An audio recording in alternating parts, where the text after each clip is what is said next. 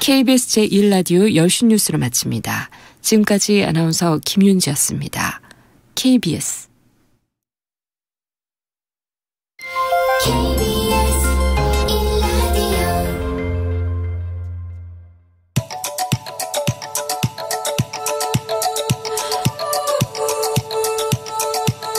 김성환의 시사야.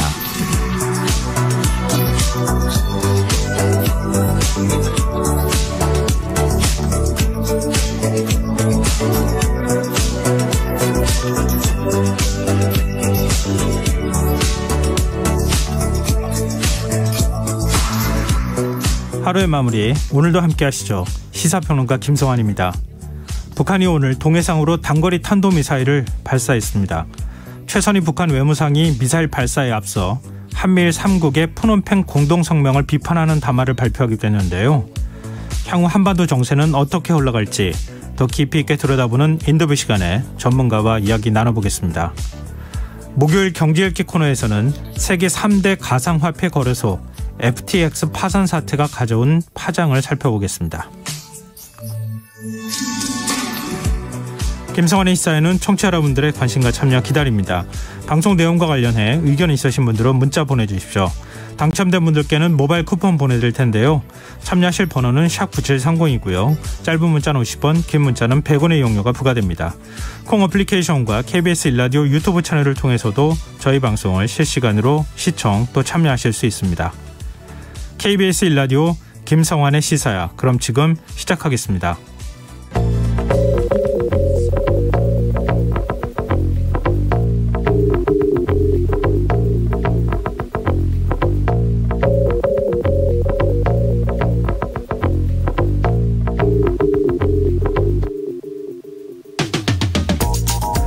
네 시간 전쯤 대학 수학능력시험이 끝났습니다. 코로나19 재확산으로 올해도 시험장 앞 응원전은 금지됐지만 수험생을 응원하는 마음만큼은 변함없이 그대로였을 텐데요. 특히 지금 고3 학생들은 학교 입학 때부터 수능시험 날인 오늘까지 마스크를 단 한 차례도 벗지 못했다는 점에서 조금 더 좋은 결과가 있었으면 하는 바람이 들기도 합니다. 나의 꿈은 맑은 바람이 되어서 올해 수능 필적 확인 문구였는데요. 수능 시험이 학생들을 경쟁으로 내몰고 있다는 비판이 여전하긴 하지만 그럼에도 만해 한용운의 따뜻한 시 구절이 수험생들에게 위로가 됐으면 합니다. 언제부터인가 수능이 미래를 좌우하는 전환점처럼 여겨지고 있지만 인생 전체에서 보면 여러 관문 중 하나일 뿐인데요. 혹여 오늘의 결과가 좋지 않았다 하더라도 인생을 살아가는 과정에서 오늘처럼 수험생들을 응원하는 수많은 마음들이 계속해서 함께할 거라는 것만큼은 잊지 않았으면 합니다. 그래서 오늘은 만해 한용운의 시 나의 꿈을 낭독하며 프로그램을 시작해보려고 합니다. 당신이 맑은 새벽에 나무 그늘 사이에서 산보할 때 나의 꿈은 작은 별이 되어서 당신의 머리 위를 지키고 있겠습니다. 당신이 여름날의 더위를 못 이기어 낮잠을 자거든 나의 꿈은 맑은 바람이 되어서 당신의 주위에 떠돌겠습니다. 당신이 고요한 가을밤에 그윽이 앉아서 글을 볼 때 나의 꿈은 귀뚜라미가 되어서 당신의 책상 밑에서 귓돌 울겠습니다.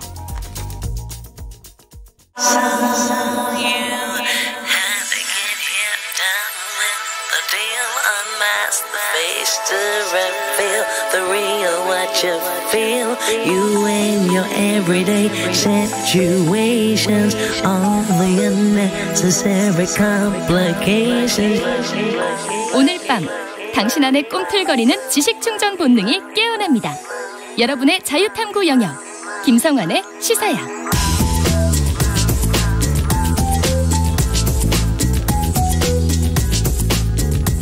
오늘 놓쳤던 뉴스 꼼꼼히 정리해드리는 뉴스야 시간입니다. 오늘은 곽재훈 프레시안 기자 나와 계십니다. 안녕하세요. 네, 안녕하세요. 네, 윤석열 대통령이 무함마드 빈살만 사우디아라비아 왕세자와 만났어요. 어떤 논의가 이루어졌습니까? 네, 윤석열 대통령이 방한한 무함마드 빈 살만 사우디아라비아 왕세자 겸 총리와 회담을 갖고 양국 관계 발전 방안을 논의했습니다. 예. 한국과 사우디 양국은 이번 회담을 계기로 양국 관계를 미래지향적 전략 동반자 관계로 격상시켜 나가기로 하고요. 이를 위한 전략 파트너십 위원회를 신설하기로 합의했다고 대통령실은 밝혔습니다. 양국은 또 한사우디 비전 2030 위원회를 중심으로 관련 협력을 강화하기로 했는데요. 윤 대통령은 회담 모두 발언에서 사우디는 우리나라의 중동 지역 최대 교역 파트너이자 해외 건설 파트너 국가이자 경제 에너지 안보의 핵심 동반자라고 강조하며 왕세자가 주도하는 비전 2030을 통해 사우디가 새로운 미래를 열어나가고 있는 지금이 양국 관계를 새로운 단계로 도약시킬 적기라고 말했습니다. 그러면서 이 메가 프로젝트 참여, 방위산업 협력, 수소 같은 미래 에너지 개발 등 분야에서 양국 관계를 한층 확대 발전시켜 나가기를 기대한다는 취지로 모두 발언을 했고요. 빈 살만 왕세자는 이에 대해 수교 이래 한국 기업들이 사우디의 국가 인프라 발전에 크게 기여했다면서 이 과정에서 축적된 신뢰를 바탕으로 사우디 비전 2030 실현을 위해 한국과 협력을 강화해 나가길 희망한다고 화답했습니다.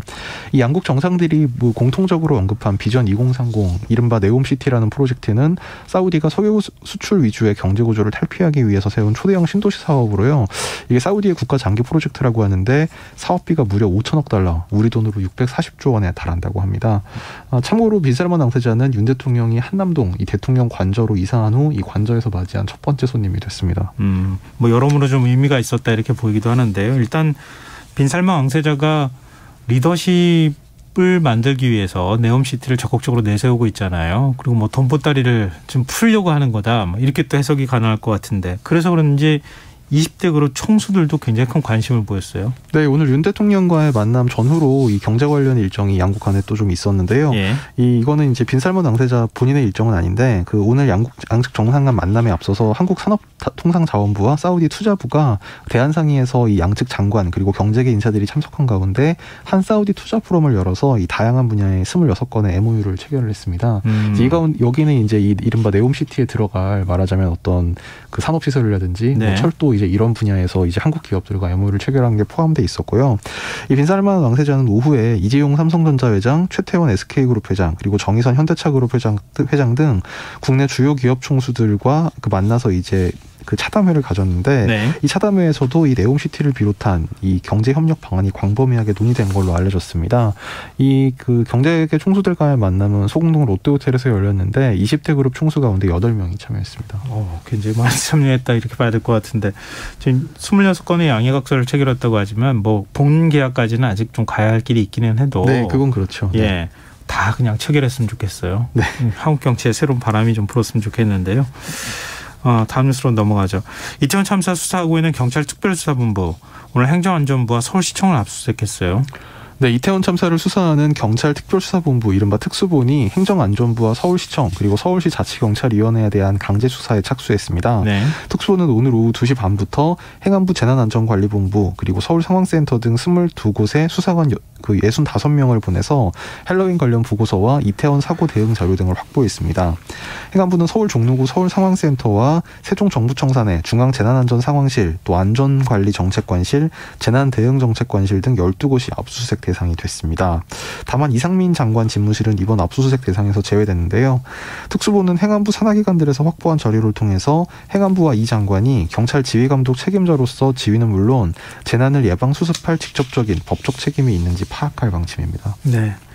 옆으로만 가던 수사가 위로도 향하기 시작했다, 또 이렇게 또 의미부여를 하더라고요. 이상민 행안부 장관 정말 참사 책임을 지고 물러나라 이렇게 야권에서는 주장하고 있지만, 또 역으로 안전관리 대책 마련을 위한 태스크포스 회의를 주재했어요. 네, 오늘 정부에서 다중 밀집 인파사고 예방 안전관리 대책 마련을 위한 태스크포스 2차 회의가 이상민 장관 주재로 열렸습니다. 네. 오늘 회의에서는 112, 119 긴급 구조 시스템 연계 방안 등에 대한 이제 의견 청취가 있었는데요. 행안부 주재로 이제 교육부 그리고 문화체육관광부, 복지부, 또 국토부, 경찰청, 소방청 등 관계부처와 서울시 용산구 등 지자체 그리고 다중 밀집 시설 안전 관계자 등이 참석했습니다. 이상민 장관은 모두 발언에서 과학적인 인파 밀집도 모니터링 체계가 부족했던 점, 그리고 112, 119 긴급 구조 시스템의 미연계 문제, 그리고 재난의료지원팀 출동 관련 협업이 부족했던 점에 대해 개선 방안을 듣겠다고 이 모임 취지를 설명했습니다. 네. 그렇지만 민주당은 윤 대통령이 동남아 순방 마치고 귀국한 후에 이상민 장관에게 고생 많았다 이렇게 말한 것, 이것부터 좀 비판하고 있네요. 네, 오늘 박홍근 민주당 원내대표는 당 원내 지도부 회의에서 윤 대통령의 귀국 후 첫 일성은 이상민 장관에게 건넨 고생 많았다였다면서 폭락의 사표 망언으로 여론의 문매를 맞았는데도 경유한 것을 보면 민심과 담쌓은 대통령의 인식에 기가 막힌다고 비판했습니다. 박 원내대표는 또 이 장관에 대해 이태원 참사 대응에 총체적 무능을 보여준 주무장관이고 국민 10명 중 7명으로부터 사퇴를 요구받고 있다. 또 심지어 소방노조의 고발로 특별수사본부가 피의자 신분으로 전환했다고 밝혔고 사건도 공수처로 이송 중이다 이렇게 지적을 하면서 네. 윤 대통령은 충암고 후배 챙기기를 멈추고 참사에 엄중한 책임을 물어 이 장관을 즉각 파면해야 한다고 주장했습니다. 네, 그런가 하면 지금 이태원 참사 국정조사 문제와 관련해서 김진표 국회의장이 결단을 촉구하는 그런 움직임도 있었죠. 네, 좀 아까 전해드린 이제 박홍근 민주당 원내대표 오늘 그 원내 대책회의 그 모두 발언에서도 이태원 참사 국정조사와 관련해서 이 특위 구성 데드라인에 거의 왔다. 그래서 마지막까지 여야 협의 창구를 열어두고 기다리겠지만 시간이 없다. 이제 이거는 국민의힘에 대해서 이렇게 압박을 했고요. 예. 또 김진표 국회의장에 대해서도 오늘 중으로 국정조사 특위 구성 방침을 공식적으로 천명해달라 이렇게 요청을 하기도 했습니다. 민주당 사선 이상 중진 의원들도 오늘 김진표 의장과 만나서 협조를 당부하면서 그 국회가 역할을 할 수 있도록 의장이 결심해야 한다. 이제 이런 취지로 김 의장에 대해서 결단을 촉구하는 그 발언이 이어졌습니다. 그런데 김진표 국회의장이 여야의 국정조사 특위 명단 구성을 요청했다는 소식이 있네요. 네, 이건 조금 전에 KBS 단독 보도인데요. 예. 야3당이 요청한 이 국정조사에 국민의힘이 반대하고 있는 가운데 김진표 의장이 그리고 국민의힘, 더불어민주당 양당의 국정조사 특위 명단을 구성해달라 이런 요청을 공문으로 양당에 보낸 걸로 알려졌습니다. 네. 김 의장은 공문에서 의견 제출 시한을 오는 21일 정오까지로 못 박은 걸로 전해졌습니다. 그러면 김진표 의장이 국정조사 요구서 국회에 보내 상정을 하겠다는 뜻으로 해석이 되는 건가요? 이제 요거를 놓고 보면 아무래도 21일 정오까지로 달라라고 한 걸 보면 아무래도 그날 오후에 있을 본회의 같은데 이제 상정을 할 가능성이 지금 점쳐지고 있는데요. 어쨌든 국회의장 입장에서는 여야가 협의를 해서 이제 국정조사 특위를 구성하도록 말하자면 양당 이 경우에는 양당이라기보다는 여당에 대해서 좀 압박성 사인이 된 걸로도 볼 수 있고 또 사실 국회의장 입장에서는 한 당이 반대하는 거를 이제 좀 이렇게 강행하는 건 상당히 부담스럽기 때문에 이후에 어떻게 진행될지는 좀 여당의 반응과 또 이제 김진표 의장의 결단 여부 등을 좀 종합적으로 봐야 될 것 같습니다. 이 행간을 해석하자면 국민의힘은 무조건 안 된다고 하지 말고 일단 협상에 적극적으로 응하라. 이런 국회의장 메시지가 간 것 아닐까 이렇게 또 해석이 가능할 것 같네요. 그 정도로 해석이 가능할 것 같습니다. 네.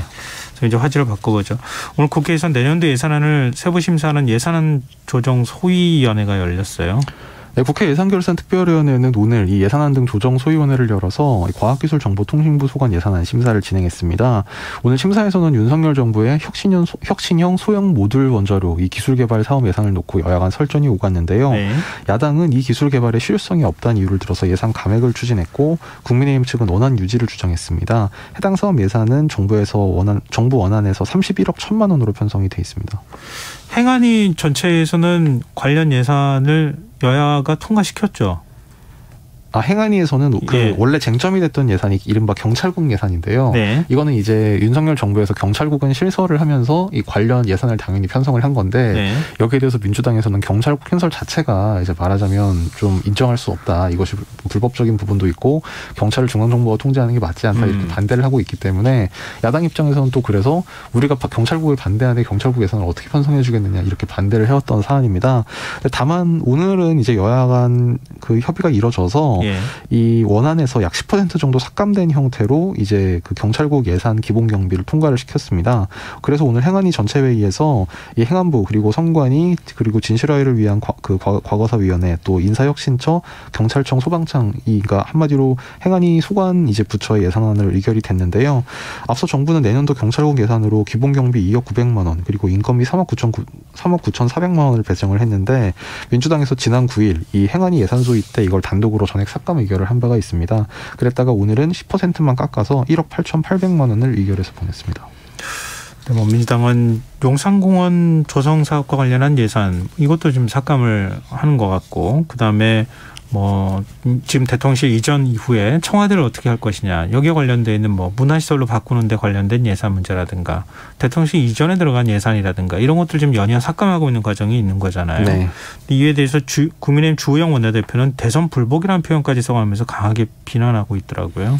네, 주호영 원내대표는 오늘 아침 그 국민의힘 비대위 회의에서 민주당이 잃어버린 5년에 대해 책임감을 느끼지 않은 채 새 정부 국정 운영을 가로막고 있다면서 민주당의 예산 칼질을 통한 대선 불복이 도를 넘고 있다 이렇게 비난했습니다. 주 원내대표는 윤석열 대통령 공약이나 정부 주요 과제 관련 예산 중 무려 1천억 원 넘게 감액 대상이 됐고 반대로 민주당 이재명 대표 관련 예산은 3조 4천억 가량이나 증액이 추진 중이라면서 사실상 대선 불복이라고 주장했습니다. 네, 지금 예산 24조 원을 재구조화해야 되는 상황이기 때문에 예산 삭감과 증액 과정에서 상당한 진통이 예상될 수밖에 없는 건데 지금 법정 처리 시한은 12월 2일 아니겠습니까? 근데 지금 예산안이 제대로 이 법정 처리 시한 안에 통과가 될 수 있을까요?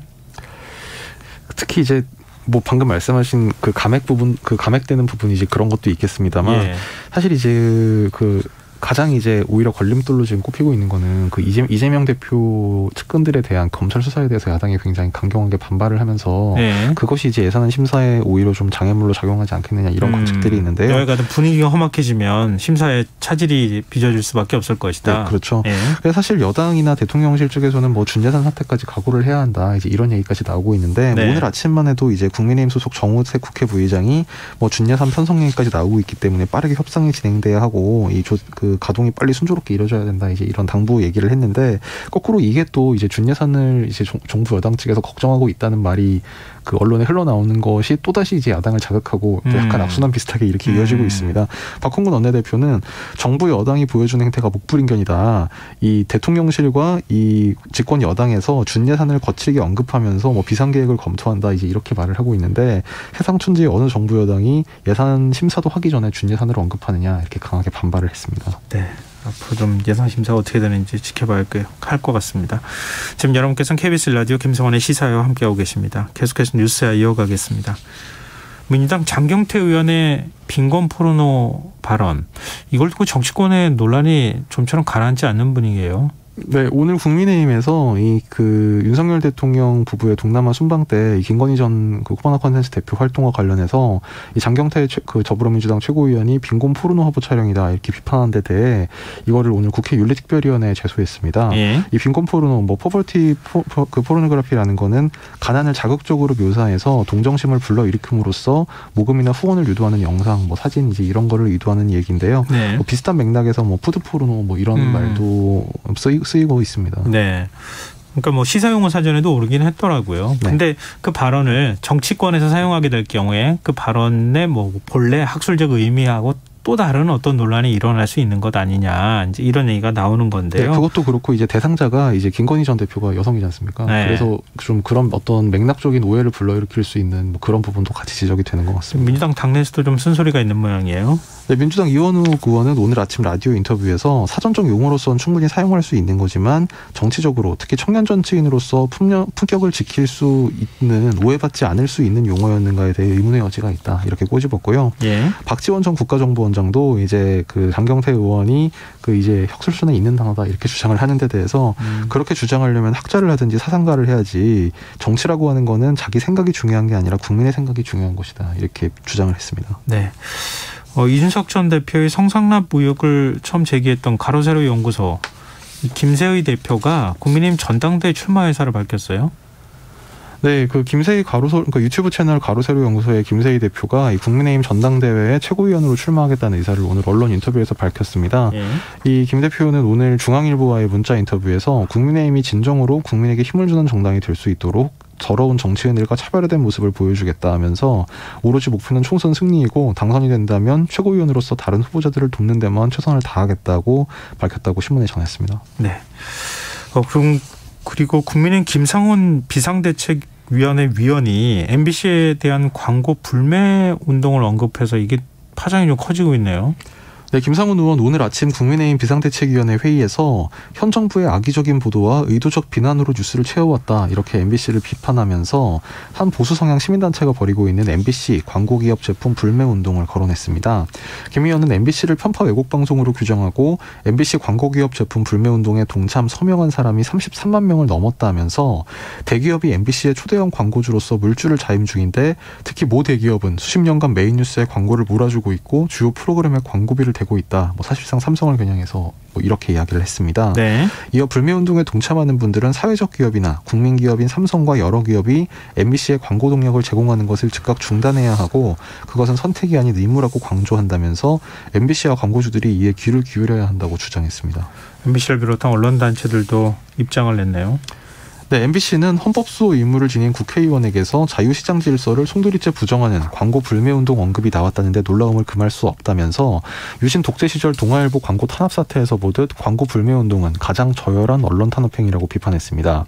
한국기자협회도 이번 사태는 단지 MBC에 대한 광고 탄압만이 아니고 정권의 눈밖에 나면 어느 언론사든 가만두지 않겠다는 시그널이나 마찬가지라면서 불공정부도 프레임을 씌워 공영방송 MBC를 장악하겠다는 의도라고 주장했습니다.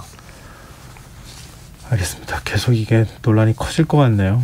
기업들한테 광고 주지 말라 이렇게 얘기한 것으로 받아들일 수 있는 소지가 있어서 이게 제가 기억하기에도 전례나 판례 같은 게 있었던 것 같은데 2000년대 초에 네. 그 모 신문을 대상으로 한 조선일보 얘기하는 거죠. 네. 그런 운동이 있었는데요. 그때도 광고주에 대한 이런 압박이 있었는데 네. 이게 업무방해에 해당한다는 그때 그 결정이 나왔던 걸로 기억이 됩니다. 네, 알겠습니다. 그리고 유동규 전 성남도시개발공사 기획본부장 오늘 검찰에 출석하면서 정진상 민주당 당대표 정무조정실장에게 돈을 전달한 상황을 설명했다고요? 네, 유 전 본부장은 오늘 오전 서울 서초구 중앙지검에 조사차 출석을 하면서 기자들과 만나서 이 당시 그러니까 2019년 9월 당시에 그 정진상 더불어민주당 대표실 정무조정실장에게 돈 전달했다는 그 자신의 주장에 대한 그 상황 배경을 설명을 했는데요. 예. 유 전 본부장은 정 실장이 집으로 오라고 해서 간 것이라면서 제가 그 아파트에 사는 건 아니니까 계단 CCTV가 어디에 있고 이런 것은 잘 모른다라고 말했습니다. 이제 이거는 민주당에서 그 CCTV를 피해서 엘리베이터를 이용했다고 하는데 계단에도 그리고 출입구에도 CCTV가 있었기 때문에 검찰의 이런 그 주장이 사실과 어긋난다. 이제 이렇게 밝힌 데 대한 진술에만 의존한 것이다 이렇게 얘기를 하는 거죠. 그러니까 민주당의 주장은요. 네. 그러니까 유동규 전 본부장이 그 본인이 이제 진술을 한 것이 그 엘리베이터를 이용하지 않고 계단을 이용하고 CCTV를 피하기 위해서였다라고 얘기를 했는데 그런데 이제 그 계단에도 CCTV가 있고 출입구에도 CCTV가 있기 때문에 이제 그것이 앞뒤가 맞지 않는다는 게 민주당의 그 말하자면 검찰에 대한 반박이었습니다. 네. 유 전 본부장 얘기는 여기에 대한 재반박인 셈인데요. 유 전 본부장은 상식적으로 엘리베이터에 CCTV가 있다고 생각해서 계단으로 가면 몇 층까지 가는지는 안 나오니까 정 실장을 배려하는 입장에서 5층으로 계단까지 올라갔다 이렇게 설명을 했습니다. 네, 알겠습니다. 정치권 분위기는 어떻습니까? 네, 여야가 굉장히 그 첨예하게 대립을 하고 있는데요. 예. 국민의힘 양금희 수석 대변인은 이 정진상 실장에 대한 구속영장 청구를 두고 사필 규정이다. 그러면서 민주당 전체의 방탄도 진실의 몸통을 감출 수 없다. 이제 이재명 대표가 진실에 대해 직접 답을 해야 한다고 압박했습니다. 김미애 원내대변인도 이 대표 복심인 정진상 씨가 당대표 정무조정 실종이 되기 훨씬 전에 민주당과 무관하게 저지른 범죄 혐의로 수사를 받고 있는데 공당 의원들이 집단으로 정진상 방탄까지 자처하고 있다고 비난했습니다. 반면 민주당 검찰 독재 정치탄압 대책위 공동위원장인 박범계 의원은 오늘 라디오 인터뷰에서 야당에 대한 탄압이라면서 검찰은 무조건 사법 처리를 하는 그림을 그려놓고 거기에 맞춰서 수사하고 있다고 비판했습니다. 민주당 정치탄압 대책위는 보도자료를 통해 정 실장은 과거 이재명 변호사 사무실에서 사무장으로 일한 적이 없는데 영장의 기초적 사실관계조차 틀린 정보가 적시됐다고 이 검찰 수사가 조작이라고 계속 주장을 이어갔습니다. 정진상 실장 영장 심사가 내일인가 그렇죠? 예, 내일 오후입니다. 예. 영장이 발부되는지 한번 보죠. 그 민주당 노웅래 의원 오늘 검찰의 압수수색과 관련해서 기자회견을 열었어요. 네, 노웅래 의원은 오늘 국회에서 기자회견을 열고 그 일면식도 없는 사업가 박 씨에게서 수천만 원을 받는다는 건 상식적으로 말이 안 된다면서 제 직무 관련성도 없는 태양광 사업으로 엮으려는 것은 기획된 야당 탄압 시나리오라고 주장했습니다. 앞서 언론에 보도된 노 의원의 압수수색 영장에 따르면 2020년 2월 25일께 이 서울 영등포구 국회 인근 음식점에서 사업가 박모 씨로부터 아내 조모 씨를 통해 총선 비용 명목으로 현금 2천만 원을 수수하는 등 총 6천만 원의 뇌물 또는 불법 정치자금을 받은 혐의로 어제 검찰이 이 노 의원 사무실을 압수수색했습니다. 국민의힘은 친문 게이트를 언급하며 비판 메시지를 냈네요. 네, 양금희 국민의힘 수석대변인은 노 의원이 불법으로 수수한 자금은 21대 총선 비용, 민주당 전당대회 최고위원 경선 비용 등의 명목으로 알려졌다면서 이제 이정금발 친문 게이트가 열린 것 아니냐는 관측이 확산하고 있다고 주장했습니다. 네, 알겠습니다. 오늘 여기까지 뉴스 하겠습니다. 곽재훈 프레시안 기자였습니다. 고맙습니다. 감사합니다.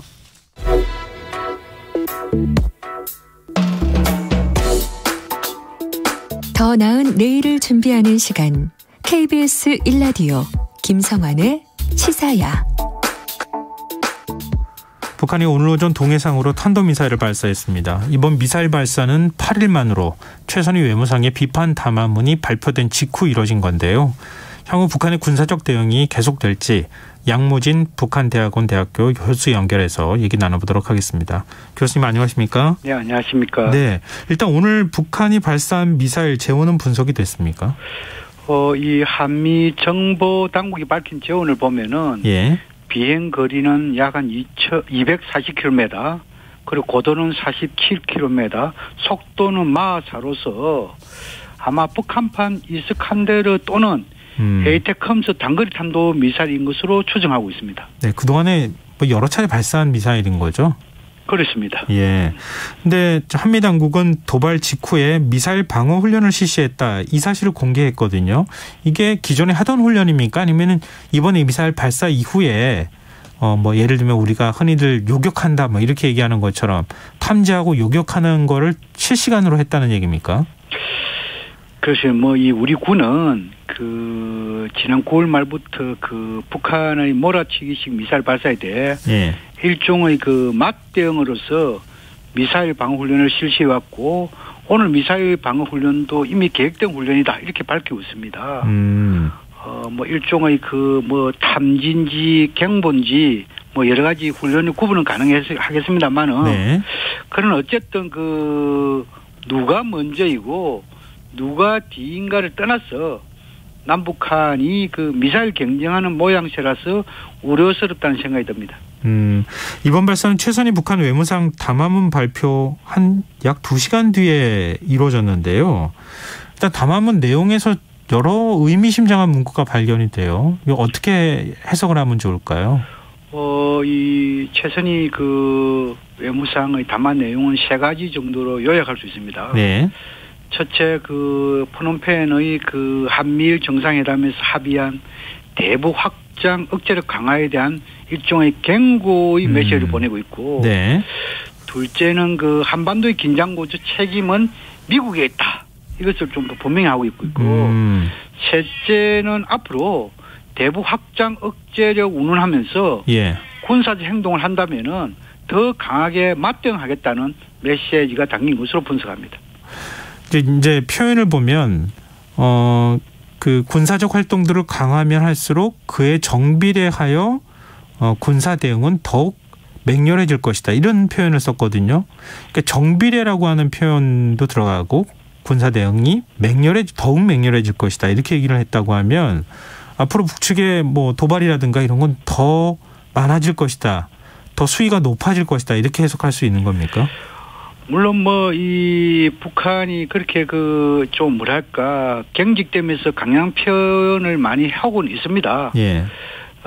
그러나 지난 9월 이후 북한의 이런 이 탄도미사일 발사를 보면은 네. 크게 지난 미국의 핵 항공 모함이라고 할 수 있는 로널드 레이건호가 우리 한반도에 들어와서 훈련을 했잖아요. 네네. 또 그리고 다시 들어왔잖아요. 예. 또 두 번째로는 비질런트 스톰 이런 훈련을 하면서 전폭기라든지 스텔기 이런 게 동원됐잖아요. 예.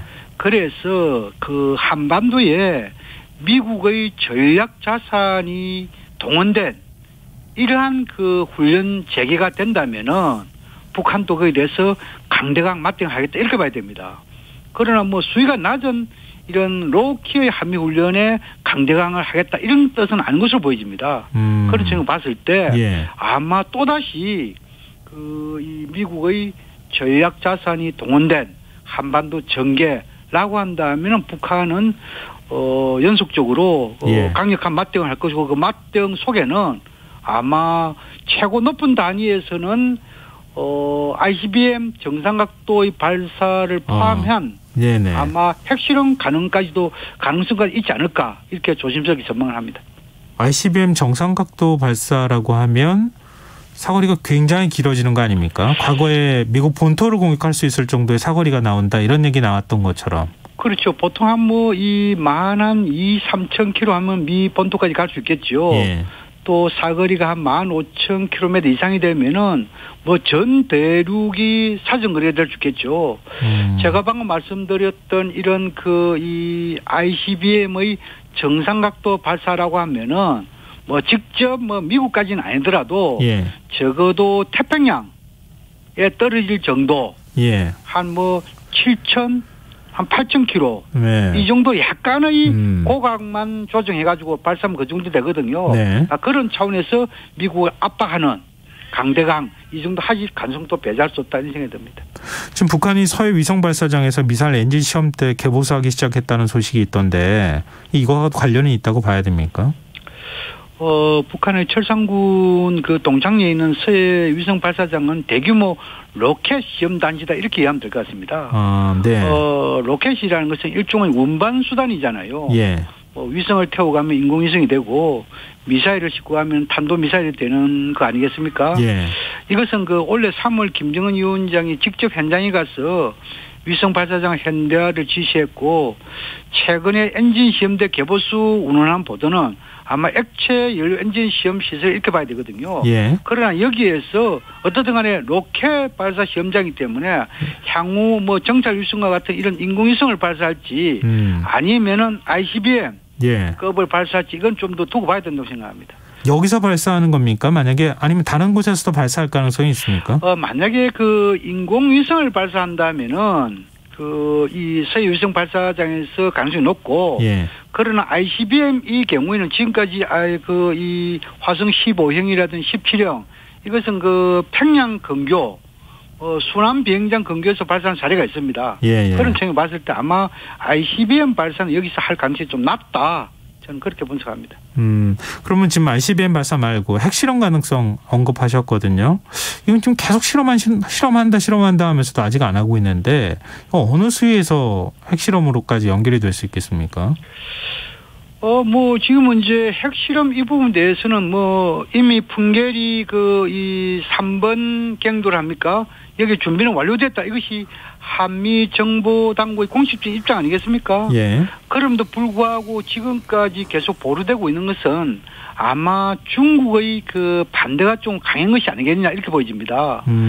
중국 입장에서는 이러한 탄도미사일 발사와 핵실험 이 부분에 대해서는 상당히 좀 입장차가 다를 수 있기 때문에 네. 그래서 이 시진핑 주석의 3회 연임 이후에도 아마 이 북한에게 지속적으로 핵실험만은 좀 안 된다. 이런 것을 계속 이 메시지를 보내있고 이런 차원에서 북한이 아마 보류하고 있다고 보여지고 그럼에도 불구하고 네. 만약에 미국이 이 북한 체제에 대한 훼손이라든지 존엄에 대한 모독이 좀 지속되고 강하게 한다든지 네. 또는 서두에서 말씀드렸다시피 미국의 이런 전략 자산이 지속적으로 한미 연합 훈련이라는 명분하에서 전개한다면은 북한의 핵실험 가능성 배제할 수 없다. 저는 그렇게 전망을 합니다. 지금 한중 정상회담 때도 얘기가 언급이 됐고 미중 정상회담 때도 그랬지만 북핵 문제에서 중국이 좀 적극적으로 역할을 해줬으면 좋겠다 이런 뜻이 전달된 거 아니겠습니까? 근데 시진핑 주석은 사실 반응이 별로 없었어요. 근데 이게 중국 측이 북한이 핵실험을 하거나 아니면 핵 개발을 하는 데 있어서 불편함을 갖고 있다고 볼 수 있을까요? 글쎄요, 이 중국의 대한반도 정책은 3원칙입니다. 첫째는 한반도 비핵화, 두 번째는 평화 안정, 세 번째로는 대화를 통한 문제 해결입니다. 예. 또 그리고 더 중요한 것은 외교의 원칙이 있어가지고 타 국가에 대한 내정 불간섭 원칙입니다. 네. 그럼에도 불구하고 지금 이제 이번 미중 정상회담이라든지 한중 정상회담에서 결국은 뭐냐면은 한국과 미국, 북한 모두가 일방적으로 주장만 할 것이 아니라 한 발짝 물러나면서 뭔가 문제 해결 적절을 찾으면 좋겠다. 이것이 아마 중국이 던지는 메시지입니다. 네. 그럼에도 불구하고 북한에게는 이런 단거리 탄도미사일 이런 부분에 대해서는 내정 불가능 원칙에 대해서 말을 하지 않고 있지만 핵실험 이 부분에 대해서는 아마 풍계리 핵실험장이 중국하고도 인접한 지역 아니겠습니까? 네네. 또 그리고 이 핵실험 여기에 대해서 했을 경우에 중국이 유엔 안보리 대북 제재 지금까지는 상당히 부정적인 입장을 가져왔는데 네. 이렇게 7차 핵실험한다 하면은 중국도 상당히 참여 여부에 대해서 고민할 가능성이 높다 이렇게 보여지거든요. 네네. 그래서 아마 그런 것을 다 감안해가지고 예. 지금 이제 중국이 북한의 7차 핵실험에 대해서는 좀 반대의 목소리를 내고 있는 것이 아닌가 저는 그렇게 추정을 합니다. 네. 근데 한미일 3국이 이번에 동남아 순방 G20 회의 할 때 그때 이제 만났잖아요. 만나서 이전보다 사실 더 강한 어떤 집단 안보에 대한 의지를 밝히지 않았습니까? 이게 혹시 북측을 더 자극하거나 중국을 자극할 만한 소지가 있을까요? 그래서 이 한미일 이런 정상회담에서 특히 국방 안보 측면에서 이거 한다면 중국 입장에서는 북한을 이야기하지만 실제적으로는 대중 견제가 아니겠냐 이렇게 생각할 수 있겠죠. 예. 또 이제 북한 입장에서는 직접 무슨 북한을 목표로 해서 대북 확장 억제 강화 운동을 하는 거 아니겠습니까? 네. 이런 거 봤을 때 막 그런 것을 다 감안해가지고 최선희 외무상이 오늘 앉아 이 대북 확장 억제 여기에 대해서는 강대강으로 맞대하겠다 이런 담화도 발표했잖아요. 예. 또 그리고 아마 이 북한과 중국 모두의 입장에서 볼 때는 이런 한미의 이런 공조 강화 이것은 또 북중러라는 공조 강화를 동반시켜 주기 때문에 네. 이런 것을 다 감안할 때 결국은 한반도에 있어 가지고 한미일 대 북중러라는 신냉전으로 해결될 가능성이 높아지는 그런 측면이 되면은 결국은 한반도의 긴장 고조되고 한미 북간에는 군비 경쟁이 되고 네. 특히 북한의 핵 능력이 고도화될 수 있다는 측면에서 네. 이 과연 한미일 공조가 우리에게 국익 차원에서 얼마나 실효성이 있을까 그런 측면에서 한번 되돌아볼 필요가 있다고 생각합니다. 또 오늘 권영세 통일부 장관이요. 자체 핵무장에 대해서 생각하지 않고 있다면서 국민 여론에 따라 상황이 달라질 수 있다. 이렇게 뭔가 가능성을 열어둔 듯한 내용의 인터뷰를 했거든요. 이거 어떻게 해석하면 좋겠습니까? 자체 핵무장론은 제2의 북한꼴이 되자는 것입니다. 또 그리고 전술핵 재배치로는 미국에게 물어봐야 하고 지금 현재 미국에는 한반도 재배치할 만큼의 전술핵이 없습니다. 또 그리고 미국과의 핵 공동 운영에 합의하더라도 핵 버튼의 주권은 미국 대통령이 있습니다. 따라서 자체 핵 무장론이나 전술핵 재배치론이나 핵 공동 운영 등은 모두 백해무익하고 현실성이 전혀 없는 주장이다. 이렇게 이해하면 될 것 같습니다. 근데 여당에서도 계속 얘기가 나오고 있고 통일부 장관, 그러니까 권영세 장관도 그동안에는 그런 거 아니다 이렇게 강하게 부정적으로 얘기했는데 왜 이렇게 톤이 좀 달라졌을까요? 그렇죠. 이제 그만큼 지금 북한의 이런 핵능력 이 고도화 여기에 대해서 할 수 있는 대응 수단이랄까요? 그만큼 없다는 반증 아니겠습니까? 또 다른 한편으로는 이런 북한의 핵무장론 이걸 통해 가지고 안보 강조를 하면서 내부의 이 보수 세력의 체제 결집, 소위 말해서 국내 정치로 이용하겠다는 그런 측면도 있지 않을까? 저는 조심스럽게 분석을 합니다. 네, 알겠습니다. 오늘 말씀 여기까지 듣겠습니다. 고맙습니다. 네, 감사합니다. 네, 지금까지 양무진 북한대학원 대학교 교수였습니다.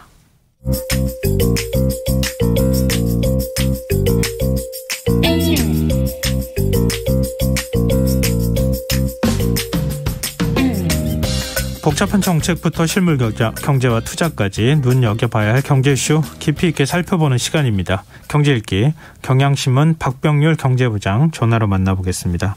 안녕하세요. 네, 안녕하세요. 예, 요즘 가상화폐 투자하시는 분들은 FTX란 이름을 다 아실 것 같긴 한데요. 일단 가상화폐 거래소 FTX가 어떤 곳인지부터 설명을 좀 해주시면 어떨까요? 네, 우리 국내에서도 아마 가상통화 거래하시는 분들이 많을 텐데요. 예. 우리 국내 보면 뭐 업비트라든가 빗썸, 코인원 이런 거래소들이 있습니다. 네. 근데 이것과 같은 가상통화 거래소다라고 보시면 되고요. 이제 미국에서는 바이낸스에 이어서 두 번째로 큰 가상통화 거래소입니다. 그리고 이제 그 규모가 세계에서도 봐도 이제 네 번째로 큰 그런 가상통화 거래소입니다. 이 FTX는 원래 MIT 출신의 샘 뱅크만 프라이드와 게리 왕이 2019년에 이렇게 설립한 어떻게 보면 좀 신생 가상통화 거래소입니다. 네. 근데 이 FTX는 코인 세계의 롤스로이스다 이런 말도 들었는데요. 근데 그 이유가 이제 소프트뱅크의 손정희 회장이라든가 예. 그리고 NBA 슈퍼스타 스테픈 커리 같은 그리고 또 미국의 미식 축구 스타인 톰 브래디 같은 유명인들이 또 대거 투자를 많이 했습니다. 그러다 보니까 아주 이제 유명세를 폈던 이제 그런 가상통화 거래소였습니다. 그리고 이 FTX에서는 가상통화 관련된 또 파생 상품도 많이 다루고 있었는데요. 네. 이 가상통화 현물은 물론이고 선물 그리고 또 레버리지 토큰도 판매를 했고 또 심지어 테슬라나 아마존, 애플, 페이스북 같은 이런 주식도 토큰화돼서 거래가 됐습니다. 특히 코로나19 팬데믹 이후에 유동성이 넘치는 그 틈을 타서 덩치를 아주 빠르게 키웠던 그런 좀 특징이 있는 그런 통화 거래소입니다. 근데 세계에서 네 번째로 큰 가상 통화 거래소가 파산을 신청했어요. 네. 어디서부터 잘못된 겁니까? 네, 일단 이게 FTX 그룹을 좀 살펴봐야 되는데 네. 이 FTX 그룹은 크게 이제 가상 통화 거래소인 FTX가 있고요. 그리고 또 이제 가상 자산을 투자하는 회사가 있습니다. 알라메다라는 회사인데 예. 이 두 회사가 양대 축으로 되어 있습니다. 근데 이제 FTX의 경우는 좀 독특한 게 FTT라는 코인을 발행을 합니다. 가상화폐 통화 그러니까 가상 통화 거래소에서 네, 예. 그렇습니다. 예, 가상통화 거래소에서 FTT라는 그러니까 가상화폐를 이제 이렇게 발행을 하는데, 예. 이 고객의 입장에서는 현금 대신 이 코인으로 거래를 하게 되면 수수료라든가 그리고 예치를 할 때 좀 큰 혜택을 줍니다. 이번 사태로 FTX가 FTT를 이제 발행하면서 확보한 고객 자산을 얼마인가 봤더니 모두 160억 달러, 그러니까 무려 22조 원이 되어 있었고요. 네. 사실 이 22조 원치만큼의 덩치가 바로 FTX 가상 거래소의 이제 자산이었다 이렇게 보시면 됩니다. 네. 그리고 이제 이 자산을 사실상 이제 굴리는 것이 또 알라메다였는데, 근데 문제는 이 알라메다의 대차 대조표를 딱 보니까, 예. 아까 말씀드렸던 FTX가 발행했던 FTT라는 가상통화, 예. 이게 너무 많이 있었다는 게 이제 발견이 된 겁니다. 알라메다의 자산이 146억 달러인데 이 중에서 FTT가 무려 36억 달러, 그러니까 이게 한 5조 원이치인데. 그러니까 이 알라메다라는 자산을 이제 투자를 하는 이런 회사의 자산의 한 4분의 1 정도가 FTT라는, 그러니까 FTX라는 가상통화 거래소가 발행한 자기 자회사가 되겠죠. 예. 자회사에 이제 자산을 갖고 있다는 것이 이제 발견이 됐는데, 이제 이렇게 되면 알고 봤더니 FTX가 FTT를 발행하면 이거 알라메다라는 자기 자회사가 속속 사들였다는 얘기가 되는 거고요. 예. 이렇게 되면 이제 사실상 이제 내부 거래가 되는 거죠. 네, 여기서 다시 한번 정리를 드리면 FTX가 FTT를 발행을 하고 이 관계사인 알라메다가 보유해서 갖고 있는 이런 구조인데, 예.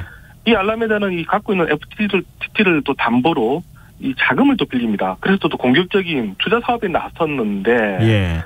이제 그러면서 예를 들면 미국에서 코인을 사서 값이 더 싼 비싼 나라에 파는 이런 차익거래도 있고요.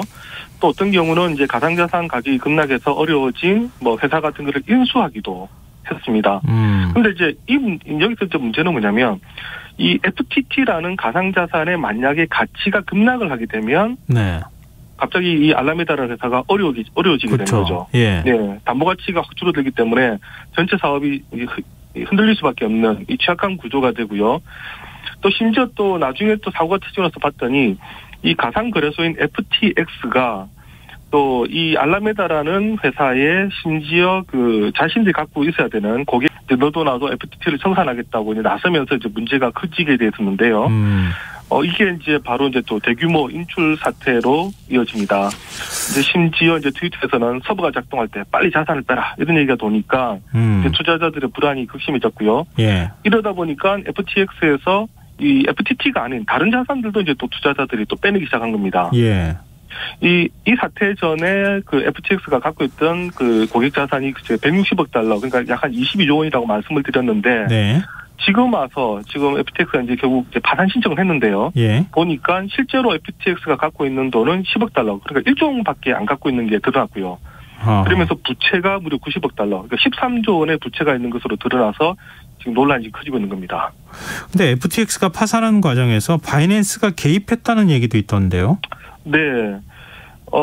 이 FTX가 막 이렇게 흔들리기 시작하니까 예. 바이낸스도 이제 깜짝 놀란 겁니다. 예. 이거 잘못되면 가상통화 전체가 흔들릴 수 있겠다 싶어서 이제 바이낸스가 그러면 우리가 이 FTX 이 가상 거래소를 우리가 인수하겠다. 네, 이렇게 이제 밝히면서 안정을 시켰는데 네. 그런데 이제 며칠 지나지 않아서 갑자기 FTX가 우리 이거 인수 못하겠다. 이렇게 또 다시 성명을 내버린 겁니다. 예. 이유가 뭐냐 했더니 이 고객 자금이 부실하게 관리된 데 대해서 미국 정부가 첫째 이제 조사에 나서고 있다. 예. 그래서 이거 인수하면 골치 아프다. 그리고 또 두 번째는 우리가 실사를 해보니까 야 이거 인수하기에는 부실이 너무 컸다. 이게 이제 그 공식적인 얘기인데 하지만 일각에서는 이미 FTX가 흔들리고 있었고 FTX에 있던 많은 자산들이 바이낸스에 옮겨가고 있는 상황에서 굳이 바이낸스가 돈을 주고 인수할 필요가 있었겠느냐. 그래서 일부러 이제 FTX가 이제 망하기를 좀 내버려뒀던 것 아니냐. 이런 지금 이제 음모론도 지금 나오고 있습니다. 근데 어쨌든 결과적으로 이렇게 엎어버리니까 가상통화 시장은 완전히 이제 신뢰를 잃게 됐고요. 예. 비트코인이나 이더리움 같은 게 하루에 그냥 10%씩 이제 급락을 해버린 겁니다. 결국 FTX는 파산 선언을 냈고 앞서 말씀드린 것처럼 보니까 부실이 드러나고요.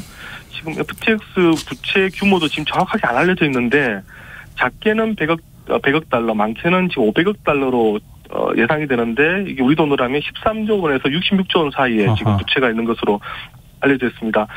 지금 그날 이후에 계속해서 가상통화 지금 가격 급락하고 있고요. 예. 비트코인, 이더리움은 뭐 지금 20% 가까이 지금 폭락을 하다 보니까 최근에 이제 크립토 윈터다. 그러니까 크립토 겨울이라는 지금 말까지 나오고 있습니다. 특히 FTX가 발행했던 FTT 그러니까 이 가상통화의 가격은 지금 거의 뭐 폭락을 해가지고 거의 이제 휴지가 되어버렸고요. 그렇죠. 네, 이제 이런 와중에서 이 가상통화에 지속적으로 투자했던 투자자들이 지금 패닉에 빠지고 있고 지금 충격이 지금 큰 겁니다. 지금 다른 가상통화 거래소에도 불똥이 다 튀고 있는 상황이잖아요. 네. 지금 세계 10위 거래소 비트코크라는 회사가 있는데 네. 이 회사 그리고 20위권의 AAX라는 그러니까 코인마켓캡이라는 그러니까 코인마켓캡 기준으로 봤을 때 이제 20위권이 되는 AAX라는 이런 또 거래소가 있는데 여기서도 지금 이용자 출금을 한시 중단하겠다 이렇게 밝혔습니다. 네. 출금 중단 사유 우리 각각 내부 사정에 따른 것이다라고 하지만 역시 이거 뭔가 문제가 있는 거다 이러면서 이제 이용자들이 지금 불신이 커지고 있고요. 예. 또 이 지금 이런 거래소들도 보면 다 지금 자체 코인을 발행하는 회사들입니다. 그러다 보니까 유동성에 지금 문제가 생긴 것 아니냐 이런 의심을 받고 있고 또 하나는 이 지금 사태가 커지다 보니까 이 거래소들끼리 자기들끼리 지금 자산을 돌려막겠다라는 지금 의혹도 나옵니다. 뭐 예를 들면 지금 크립토닷컴이라는 회사가 있고요. 또 게이트IO라는 또 회사가 있는데 요거 보니까 크립토닷컴이라는 회사가 4억 달러어치의 이더리움을 게이트IO로 전송을 하고 나중에 이 게이트IO라는 회사가 우리가 이만큼의 자산을 있다 공개를 했던 게 또 드러난 겁니다. 그러니까 저 A라는 회사에서 빌려서 B라는 회사에 돈을 넘기고 또 B라는 회사는 우리가 자산이 있다. 공개를 한 다음에 다시 A로 돌려주는 이런 지금 돌려막기를 하고 있어가지고 실제로는 거래소에 돈이 없는 것 아니냐 이런 지금 의혹들이 커지다 보니까 네네. 전방위적으로 가상통화에 대한 불신들 지금 확산이 되고 있는 겁니다. 그러니까 가상통화 시장의 충격은 뭐 굉장히 클 수밖에 없는 상황인 것 같은데 이게 경제 전반에 어떤 충격파를 던질 가능성은 어떻게 보십니까? 네, 이게 이제 과거 같으면 이 가상통화를 하는 쪽이 이제 소수다 보니까 큰 문제가 없다라고 봤는데 네. 일단 문제는 지금 이게 너무 이제 커져 있는 상태입니다. 그러다 보니까 그리고 또 이 그냥 우리 일반적인 금융시장처럼 이제 규제가 없다 보니까 얼마만큼 투자가 돼 있는지 제가 앞서 말씀드린 것처럼 FTX의 부채가 얼마야 이것도 지금 모른다는 얘기죠. 지금 이미 FTX의 채권자만 하더라도 당초 예상보다 10배 많을 수 있다 지금 얘기가 나오고 있거든요. 원래 이제 FTX 쪽에서는 우리 채권자 한 10만 명이야 이렇게 했는데 지금 로이터 통신에 따르니까 지금 100만 명이 있다. 이런 지금 얘기들이 나옵니다. 이랬을 경우에 이 투자자들 지금 100만 명의 투자자들이 지금 다 돈을 잃을 수밖에 없는 그런 상황에 몰리게 되다 보니까 불안감이 더 커지게 된 겁니다. 지금 근데 FTX에 돈을 빌려준 곳들이 있지 않겠습니까? 네. 그쪽에도 영향을 미치지 않겠어요? 맞습니다. 이게 그동안 이제 가상화폐 거래소 이 시장이 커지다 보니까 이 가상화폐 거래소에 또 돈을 빌려주는 그런 대부업계도 있었는데요. 뭐 대표적으로 이제 제네시스 트레이딩이라는 곳인데 여기서도 지금 최근에 이제 신규 대출이나 환매 일시 중단하겠다 이렇게 또 밝혔습니다. 그러면서 지금 우리가 큰 문제가 있는 건 아니지만 지금 유동성 위기가 좀 있어가지고 고객들 자산을 보호하기 위해서 일단 뭐 환매, 대출 중단하겠다 했는데, 근데 지금 이 또 제네시스 트레이딩이 지금 연결되어 있는 또 다른 회사들도 많거든요. 예. 이 제네시스 트레이딩을 이 매개로 해서 대출을 하든가 뭐 이자를 지급하든가 이런 지금 가상통화 거래소들도 지금 일제히 지금 자금 인출 지금 중단이 지금 되고 있는 그런 상황인데, 지금 국내 가상통화 거래소 한 곳도 지금 연결이 되어 있습니다. 아, 그래요? 네, 고팍스라는 곳인데요. 예. 이 고팍스라는 곳은 이제 고파이라는 가상통화를 예치하면 여기에 이제 이자를 주는 이런 시스템이었는데, 예. 요게 지금 제네시스를 통해서 운영이 되고 있었습니다. 근데 지금 제네시스가 우리 모든 일체 거래 못하겠다라고 하니까, 예. 더 이상 이자를 줄 수가 없게 되는 거고요. 그러면 또 고팍스에 또 위기가 또 닥칠 수 있는, 그러니까 사람들이 이제 불신을 하게 되는 거죠. 그럼 국내 거래소는 괜찮습니까? 네, 현재까지는 지금 국내 거래소는 문제가 없다라고 지금 얘기를 하고 있습니다. 예. 우려했던 지금 코인런까지는 지금 벌어지지 않고 있는데, 하지만 지금 FTX 사태 이후에 지금 거래량이 20% 정도 지금 급감을 하고 있습니다. 지금 그 국내 거래소의 경우는 자체 발행한 지금 코인이 없고요. 예. 그리고 또 고객 예치금과 또 자기 자산이 분리돼 있다 이런 점을 강조를 하면서 해외와 우리는 지금 다르다 얘기는 하고 있습니다만, 근데 아까 말씀드린 것처럼 이렇게 계속해서 연쇄적으로 연결이 되다 보면 우리 거래소까지 연결될 수 있는 이런 부분들이 있기 때문에 예. 긴장의 끈을 놓칠 수는 없는 그런 상황입니다. FTX 파산으로 국내 투자자가 좀 손해보는 사람들이 있지 않을까요? 네, 지금 알려진 거는 한 10,000명 정도 투자자가 있다라고 알려져 있고요. 그리고 이 FTX 앱을 다운받은 사람은 한 5만 명 정도다 얘기를 하는데, 예. 사실 이제 10,000명이면 그렇게 큰 규모는 크지 않을 수가 있을 것 같습니다. 근데 이제 문제는 이게 이제 간단치 않은 게, 앞서 제가 말씀드린 것처럼 FTX의 유명인이라든가, 그리고 실제 이제 어떤 금융사들이 투자를 지금 많이 해놓은 상태거든요. 네. 그 과거에 이제 그러다 보니까 바로 FTX에서 벌어진 이제 그 가격의 폭락도 문제고, 또 동시에 지금 비트코인과 이더리움도 같이 폭락을 하고 있기 때문에 네네. 여기에 투자했던 또 다른 기관들이 물릴 수가 있는 겁니다. 알겠습니다. 네. 네. 뭐 계속 연쇄 반응이 일어날 가능성이 있어서 좀 예의주시해야 될 것 같습니다. 네, 오늘 말씀 고맙습니다. 네, 감사합니다. 네, 경제일기 경향신문 박병률 경제부장이었습니다.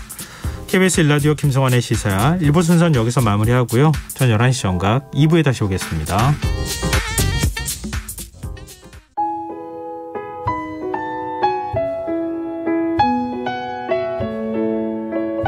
경제적인 어려움에 처한 위기 가정들이 늘고 있습니다. 복지 사각지대에 처해 있는 가정들을 미리 찾아서 지원하고 위기로부터 구하는 일이 시급한데요. KBS 강태원 복지재단은 전국의 복지관과 연대해 복지 사각지대에 있는 위기 가정들을 찾아서 지원하는 운동을 시작합니다. 생활고로 인해 소중한 생명과 가정이 파탄나는 비극이 다시는 일어나지 않도록 이 일에 함께해 주십시오.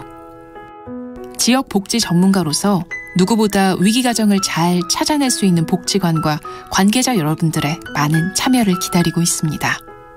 지금 바로 KBS 강태원 복지재단 홈페이지에서 신청해 주세요. KBS 강태원 복지재단.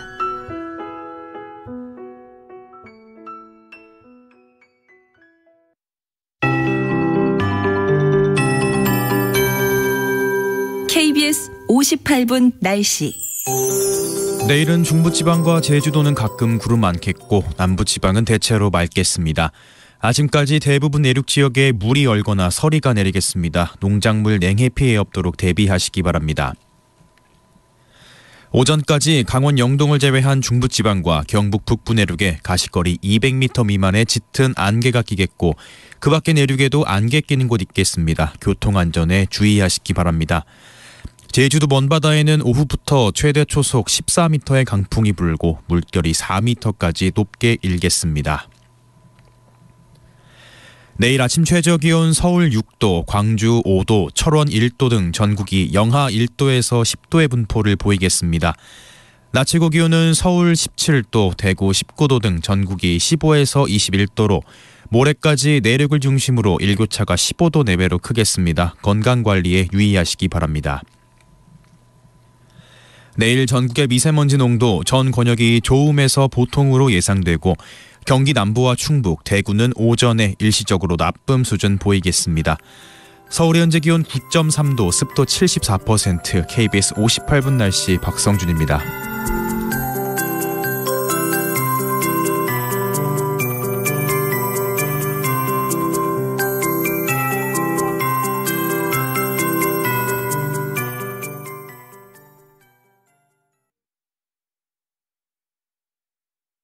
정성을 다하는 국민의 방송 KBS가 11시를 알려드립니다. AM 711kHz, FM 97.3MHz, KBS 1라디오입니다. HLKA.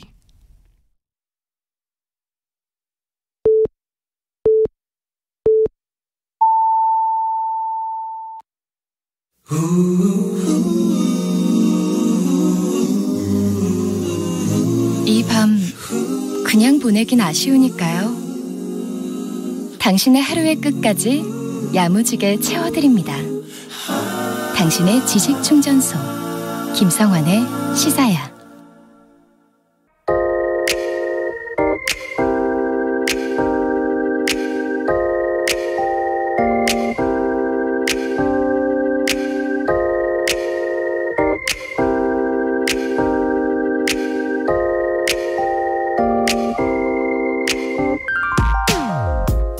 이태원 압사 참사 때도 본 것처럼 재난 현장의 최일선에는 늘 소방관과 구조대원들이 있습니다. 우리는 그들이 영웅이길 바라지만 사실 이들도 제복을 벗고 나면 여느 사람들과 다를 바 없는 평범한 시민들입니다.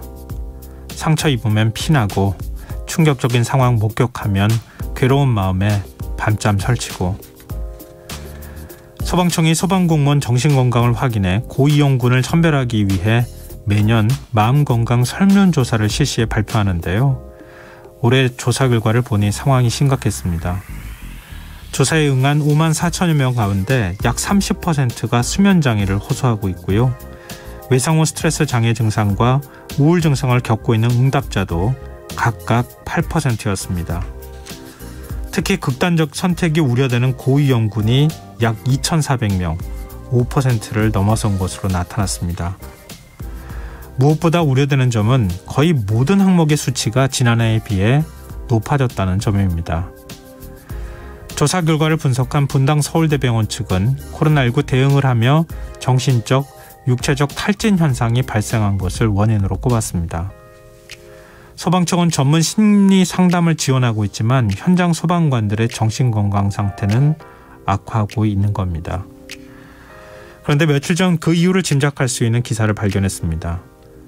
소방청은 이태원 참사 현장에 투입된 150여 명 가운데 90%가량이 상담을 받았다고 밝히고 있지만 현장 소방관들의 이야기는 전혀 달랐습니다. 소방관들은 정신상담을 받는 도중에도 계속 반복적으로 출동을 해야 해서 상담이 온전히 이루어지지 못하고 있다고 호소하고 있었습니다. 출동이 잦은 경찰도 사정은 마찬가지여서 참사 발생 16일이 지난 시점에도 현장에 출동한 경찰의 약 19%만 심리 지원을 받았다고 합니다. 소방과 경찰의 공식 발표와는 다른 진짜 현장의 목소리 들으시니 어떤가요? 소방과 경찰이 자신을 돌볼 수 있도록 해줘야 시민의 안전도 더 잘 지킬 수 있지 않을까요? 책임 추궁만 할 게 아니라 말입니다. 지금까지 오늘의 발견이었습니다.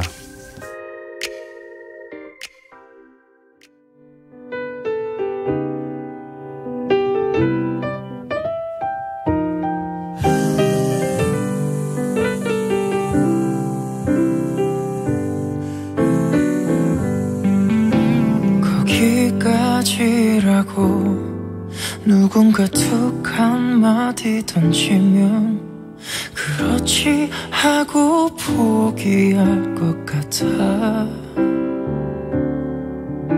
잘한 거라 토닥이면 왈칵 눈물이 날 것만 같아. 발걸음은 잠시 쉬고 싶은 걸.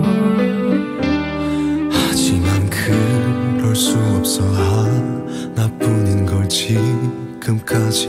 내 꿈은 오늘 이 기분 때문에 모든 걸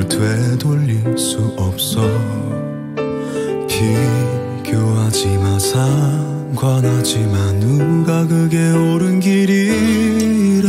옳은 길 따위는 없는 걸. 내가 택한 이곳이 나의 길.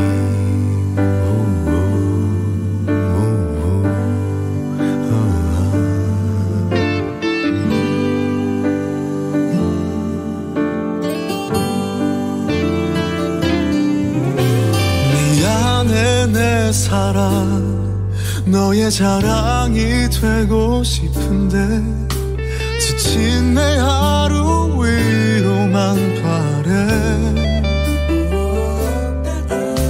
날 믿는다 토닥이면 왈칵 눈물이 날 것만 같아.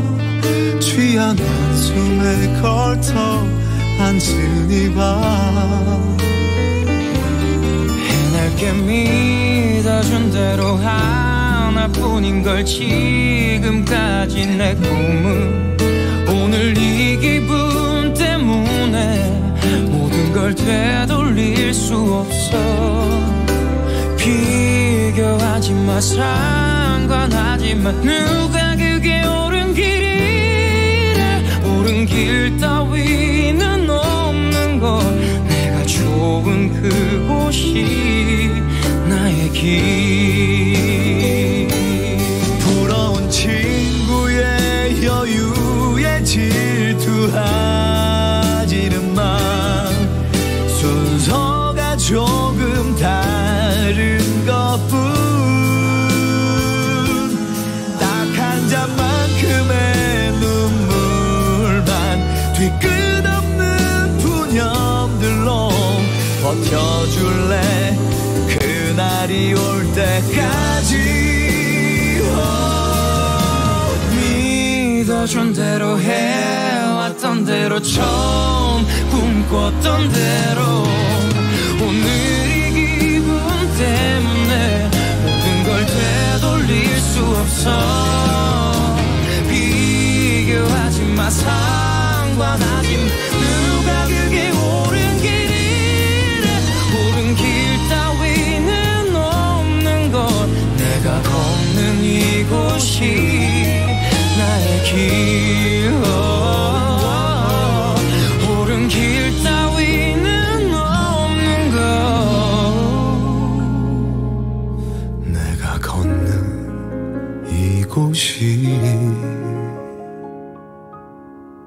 나의 길.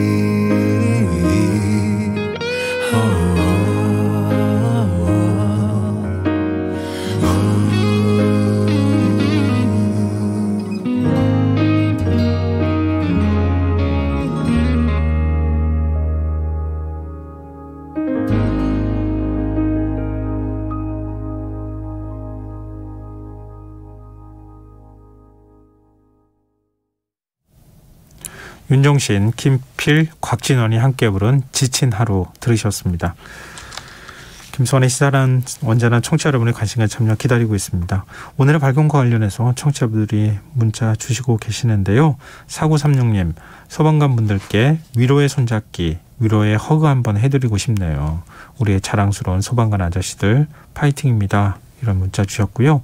2315님, 중증 환자가 있어서 119 구급차를 몇 번 이용했는데 소방관들 항상 친절하고 참 고된 업무를 한다 생각했습니다. 이 시대의 영웅들이 아닐까요? 이렇게 의견 주셨습니다. 맞습니다. 항상 큰 사건이 있을 때 왜 대응 못했어라고만 야단치지 평상시에 고마워요 이런 얘기 잘 안 해주거든요. 그러니까 가장 밑바닥 현장에서 일하는 소방관, 경찰 굉장히 고생 많이 하고 있거든요. 좀 위로도 해주시고 칭찬도 해주시고 고마움도 많이 표해 주셨으면 좋겠고요. 이렇게 심리적으로 굉장히 힘들어하는 소방관들, 경찰이 있다고 하거든요. 그런데 근무도 굉장히 불규칙하고요. 쉬지를 못한다 그래요. 그럴 때 굉장히 힘들 때 조금이라도 쉴 수 있도록 하는 제도적 장치를 만들어주면 어떨까 하는 논의가 지금 있습니다. 그런 논의를 조금 더 진행해보면 어떨까 그런 생각이 듭니다. 네, 문자 보내주셔서 정말 고맙습니다. 계속해서 문자 보내주시면 좋겠고요. 저희가 추첨해서 당첨된 분들께 모바일 쿠폰 선물해드리겠습니다. 참여하실 문자 번호는 샵 9730이고요. 짧은 문자는 50원, 긴 문자는 100원의 정보 이용료가 부과됩니다. 콩 게시판 KBS 1라디오 유튜브 채널을 통해서도 무료로 참여하실 수 있습니다. KBS 1라디오 김성환의 시사회와 함께하고 계신 지금 시각은 11시 9분입니다.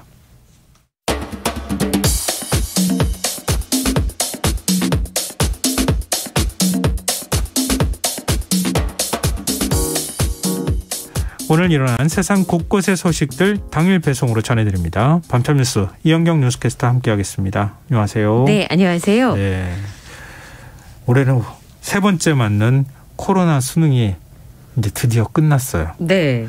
비교적 차분한 분위기 속에서 학생들이 시험을 봤다고 하네요. 네, 응원전도 할 수 없고요. 막 찹쌀떡 나눠주고 이런 거 이제 못 하니까. 옛날 같은 그런 분위기는 아니니까. 예, 그럴 수 없으니까 사실은 좀 더 차분한 상황에서 시험을 치를 수밖에 없었을 텐데요.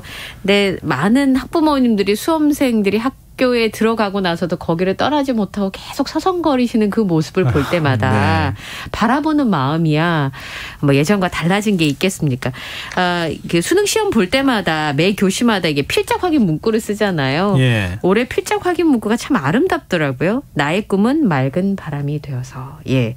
그 한효근 선생님의 나의 꿈에서 인용이 되어졌었는데요. 네. 올해는 우선 춥진 않았습니다. 한파가 없어서 사실은 날씨가 그렇게 막 고통스럽거나 하진 않았었고요.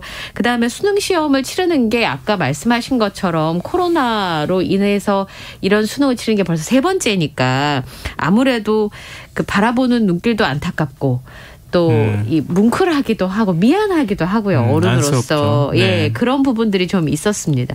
특히나 이제 마스크를 쓰고 제대로 수업을 할 수 없는 상황들이 있었기 때문에 그런 부분들이 좀 있었고요.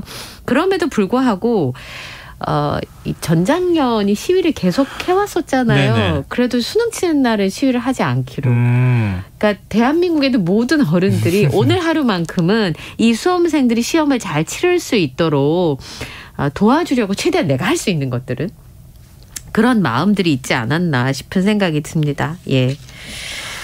우리가 너무 우리 사회 전체가 수능에 목매고 있는 거 아닌가 하는 생각도. 네, 그런 부분도 있죠. 솔직히 그런 생각도 들어요. 예. 그러니까 우리가 꼭 수능이 모든 걸 결정하는 건 아니에요라고 말하면서도 수능이 굉장히 중요하다는 걸 모두가 알고 있기 때문에 수능 날은 다 이렇게 하는 것. 그렇다고 시험을 여러 번 보면 더 힘들 것 같고. 그러니까요. 예, 참. 네. 근데 안타까운 사건 사고도 있었다면서요. 네.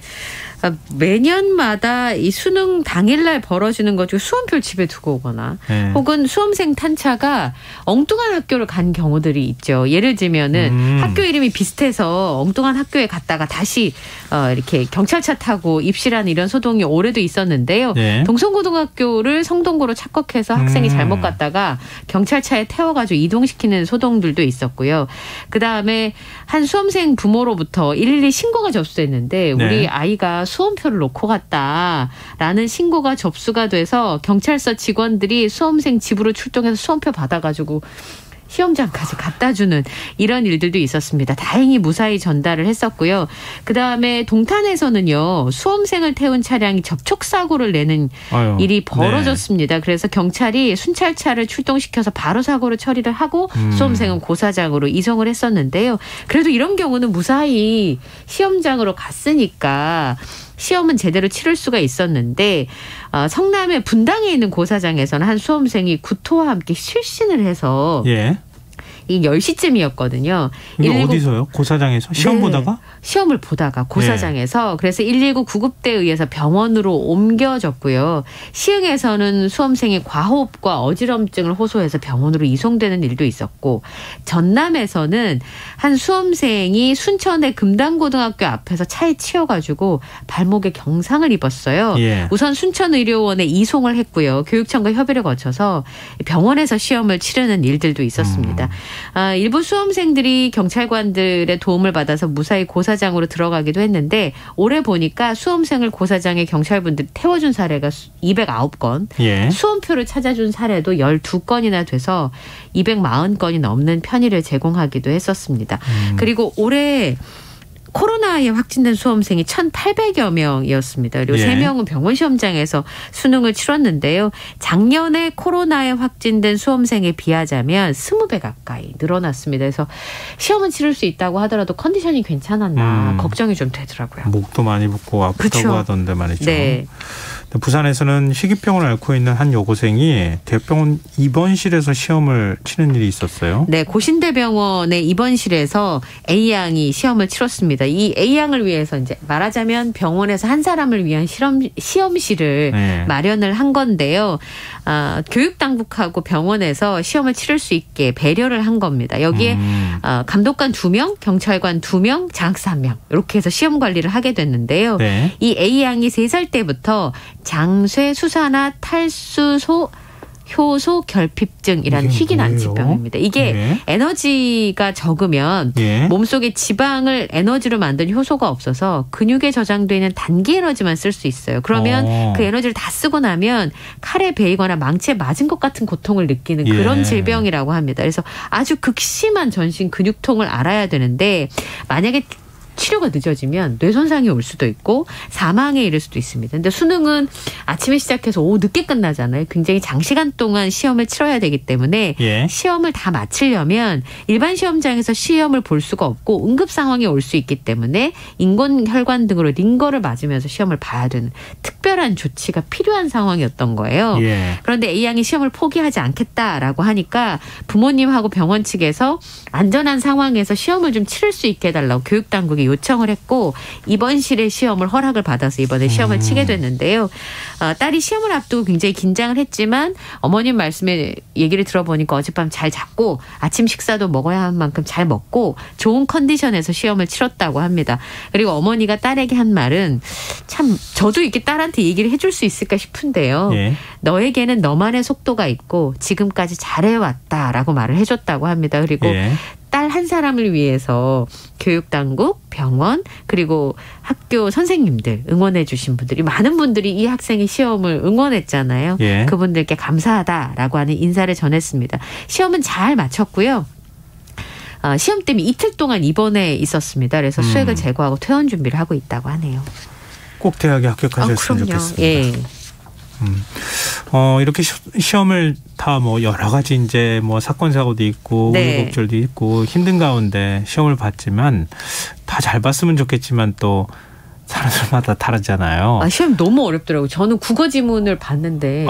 이번 시험 봤어요? 이번 시험은 아니고 저는 네. 이제 제가 수능 볼 때랑 지금 지문 우선 완전히 지문이요. 차원이 달라요. 너무 길어요. 그리고 얼마 전에 제가 그걸 다 읽지를 못한다 그래. 시간 네. 안에. 그리고 유튜브에서 봤는데 영국 학생들도 우리나라 영어 시험이 수능 시험이 어려워가지고 네. 못 푸는 그런 영상들이 굉장히 화제가 될 정도니까요. 그걸 우리가 푼다는 거잖아요. 네, 그게 대단한 오히려 거죠. 신기한 건데 예. 올해 수능 난이도는 어땠어요? 올해는 작년보다는 좀 쉬웠습니다만 여전히 국어 수학이 좀 어려웠다라고 하는 평가가 나오고 있고요. 또 하나는 올해 재수생, 삼수생이 유독 이전에 비해서 좀 많았습니다. 그러다 보니까 또 코로나19로 공부를 계속 잘했던 상위권 학생들은 그 성적을 계속 유지하고 학습 능력도 유지를 하지만 네. 또 이제 격차가 좀 중하위권하고 커질 수 있어서 네. 이게 이제 큰 변수가 될 것으로 지금 보고 있는데요. 문이과 통합 수능을 이번에 2번째 치르게 된 거잖아요. 국어 같은 경우는 작년보다 좀 쉬웠다는 평가, 영어는 다소 어려워졌다라고 하는 반응이 있고 수학은 비슷했다는 분석들이 있습니다. 고난이도 문제가 많이 없지만 이제 전체적으로 문제를 풀 수 있는 시간 자체는 비슷하게 이제 중난이도의 문제가 많았던 것으로 알려지고 있는데요. 네. 우선 어렵다라고 불수능이란 논란이 나오는 게 EBS와 연계율이 낮아지면 낮아질수록 예. 학생들이 이제 그렇게 느끼게 되니까 EBS 연계율을 50% 정도, 그다음에 선택 과목에 따라서 유불리가 굉장히 차이가 많이 날 수 있으니까 그런 부분에 중점을 뒀다 이렇게 강조를 한 건 이제 시험 내신 분들 얘기고요. 학생들은 국어하고 수학은 공통 과목에다 선택 과목을 선택을 하는데 이제 표준 점수가 높았던 언어와 매체 그리고 예. 미적분 선택 비율이 많이 높아졌다고 합니다. 특히나 올해 수능이 주안점을 두는 게 수험생 3명 중에 1명이 이제 재수생을 비롯한 N수생인데 예. 수능 수능하고 이제 그 통합 수학을 보잖아요. 예. 이제 그러다 보니까 작년에 인문계열 학생들이 굉장히 좀 상대적으로 불리했다는 평가가 있었는데 이제 그러다 보니까 재수생, 삼수생들이 시험에 응시를 많이 한 그런 상황이에요. 그러다 보니까 아마 N수생과 이과 학생들이 올해도 강세를 보이지 않겠나 이렇게 얘기를 하고 있습니다. 뭐 보통 이제 수능 끝나면 막 해방감 맛본다, 뭐 이렇게도 얘기 많이 하잖아요. 네. 뭐 그리고 휴대폰도 이때 뭐 몇만 대씩 팔린다고 하더라고요. 제가 언니라도 사주고 싶을 것 같아요. 끝났으니까. 고생했으니까. 그렇죠? 네, 고생했으니까. 근데 이게 끝이 아니잖아요. 또 네. 있잖아요. 저는 수능 끝나고 끝이었거든요. 근데 지금부터가 시작이라고 그러더라고요. 그 입시 강사하는 친구가 있는데 물어보니까 지금부터 3주가 죽음의 주라고 저한테 얘기해요. 죽음의 주요? 네, 왜냐하면 이제 논술을 가르쳐야 되는데 수능은 사실 그리고 사실 그 수시로 보는 친구들은 또 수능에 크게 이렇게 뭐 영향을 주는 점수가 아닌 경우도 있고 하다 뭐 보니까 최저 기준만 맞추면 되는 경우도 네. 있고. 그렇죠. 그래서 지금 이제 시장에 불과하다라고 볼 수 있을 텐데 지금부터 이제 논술, 면접, 대학별고사가 줄줄이 예정이 되어 있기 때문인데요. 올해 논술 전형을 실시하는 학교가 전국에 36개 대학에 30곳이 수능이 끝나고 나서 논술고사를 치게 됩니다. 그리고 인문계열 논술은 18일로 30개 대학 중에 가장 빠르게 치르는 데가 숭실대학교 인문계열이고요. 네. 마지막이 아주대 인하대가 12월 4일이에요. 그러니까 18일부터 12월 4일까지가 아까 제가 말씀드린 선생님들도 죽음의 3주가 되는 것이고 학생들도 이 시기에 이제 시험을 봐야 되는데 19일, 20일, 26일, 27일 이렇게 대학별 논술고사의 예정이 쭉 마련이 되어 있다고 합니다. 특히나 이제 이 기간 동안 시험을 보는 준비들도 필요하지만 컨디션 조절을 해야 되니까. 그렇죠. 그리고 같은 학교여도 계열마다 시험 보는 날짜가 달라요. 그러니까 하여튼 크리스마스 12월 초까지는 학생들이 굉장히 힘들지 않겠나 싶은 생각이 좀 듭니다. 아이고, 듣기만 해도 숨이 참 어려운 시기이긴 하지만 잘 좀 네. 견뎌냈으면 좋겠습니다. 그렇습니다. 자, 다음 뉴스로 넘어가 보겠습니다. 빈살만 사우디아라비아 왕세자. 네. 뭐 움직이기만 하면 화제가 되고 있는데요. 네. 지금 앞서도 저희가 뉴스화 시간에 소식을 전해드렸지만 묵는 호텔에 뭐 호텔 방을 뭐 400개를 빌렸다 그러고 네. 호텔비가 뭐 어마어마하다 뭐 이런 얘기가 있네요. 네. 얼마나 많으면 그럴까 그랬는데 얘기를 들어보니까 그럴만 하구나 이제 이렇게 생각이 들었는데요. 자, 빈살만 왕세자 일행이 선발 때까지 고려해서 방안을 전후해서 2주 동안 호텔의 객실 400여 개를 빌렸습니다. 네. 근데 이 왕세자가 묵는 이 스위트룸이 1박에 2,200만 원이에요. 규모는 460제곱미터인데 아까 말씀드린 것처럼 400여 개 객실을 빌렸으니까 이 객실을 빌릴 수 있는 규모가 소공동에 있는 호텔밖에 없는 거예요. 여기가 이제 1,000실이 넘으니까. 여기를 단일 호텔 중에서 제일 객실이 많기 때문에 여기를 빌렸다고 하고요. 네. 빈살만 왕세자가 돈이 많다는 얘기는 제가 뭐 들어서 알고 있는데 얼마나 많은지 이번에 좀 확인을 했어요. 추정 재산이에요. 2조 달러.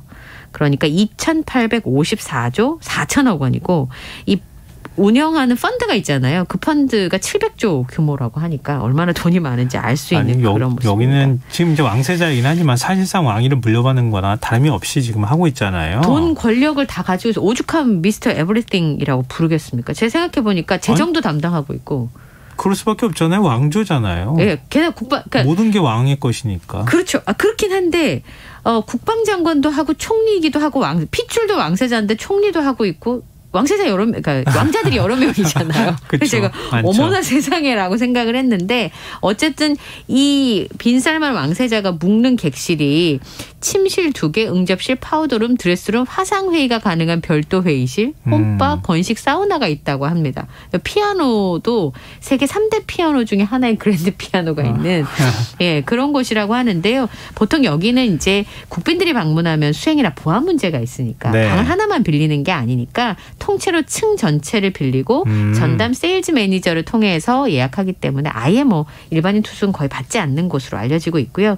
여기가 이제 신관하고 본관이 연결되어 있는데 아예 네. 연결 통로가 폐쇄되고 여기는 금속 탐지기가 설치가 됐다고 합니다. 뭐 아주 삼엄하게 경호가 이루어지고 있다고요? 네. 그래서 오늘 사실 점심때요. 네. 움직인다는 얘기를 듣고 여기가 이제 직장 다니시는 분들이 많잖아요. 거기 그래서 통행량이 굉장히 많은 곳이잖아요. 네. 그래가지고 보러 많이들 가셨나 봐요. 어떤 분은 얼굴을 보게 되면 로또를 사겠다고 생각하시고 여기 가셨다는 분도 계시더라고요.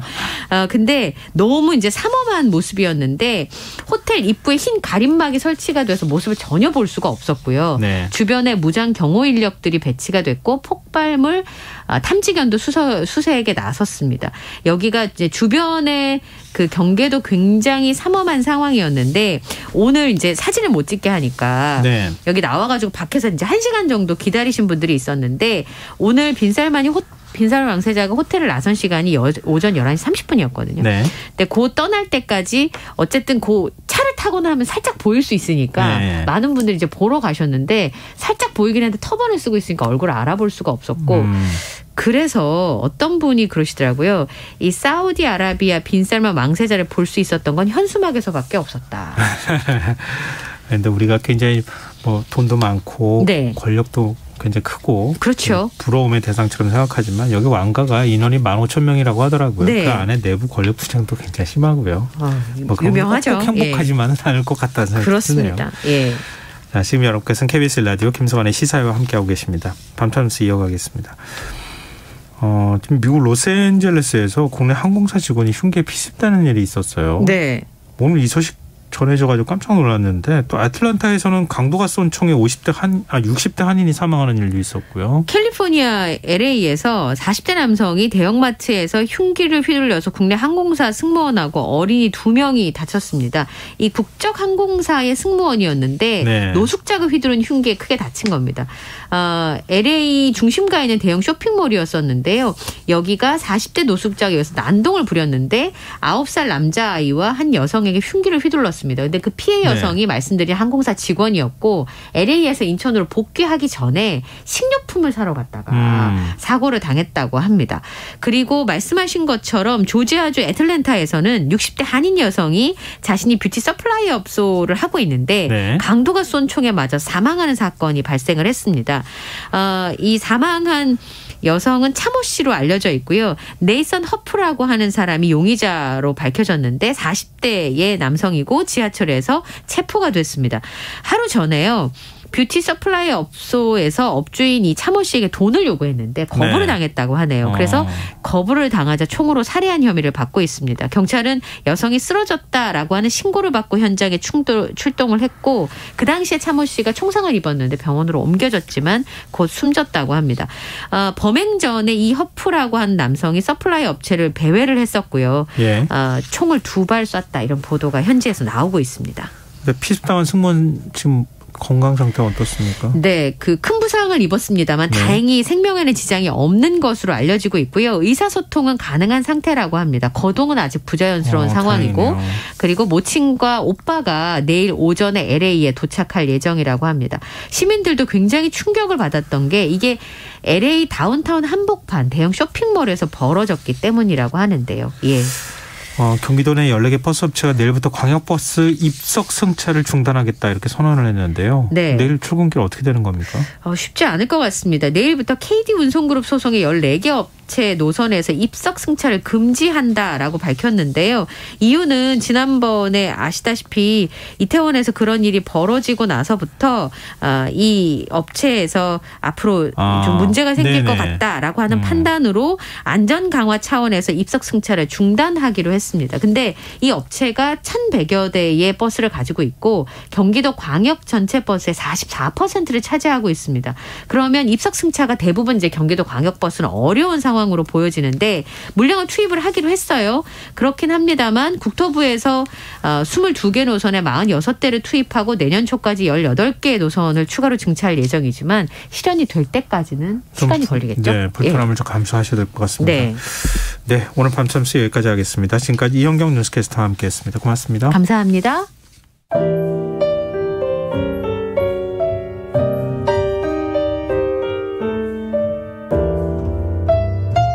내일의 품격 김성환의 시사야에서 챙겨가세요.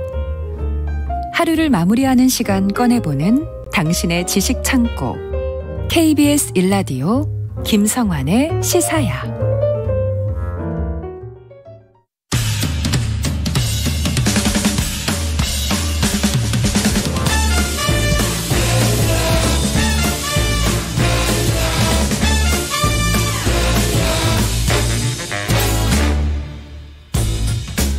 매주 목요일 흥미로운 공연을 소개해드립니다. 일상 속 활력을 찾아내는 시간 무엇이든 보러 가세요. 공연 제작사 랑 안영수 대표 나와 계십니다. 안녕하세요.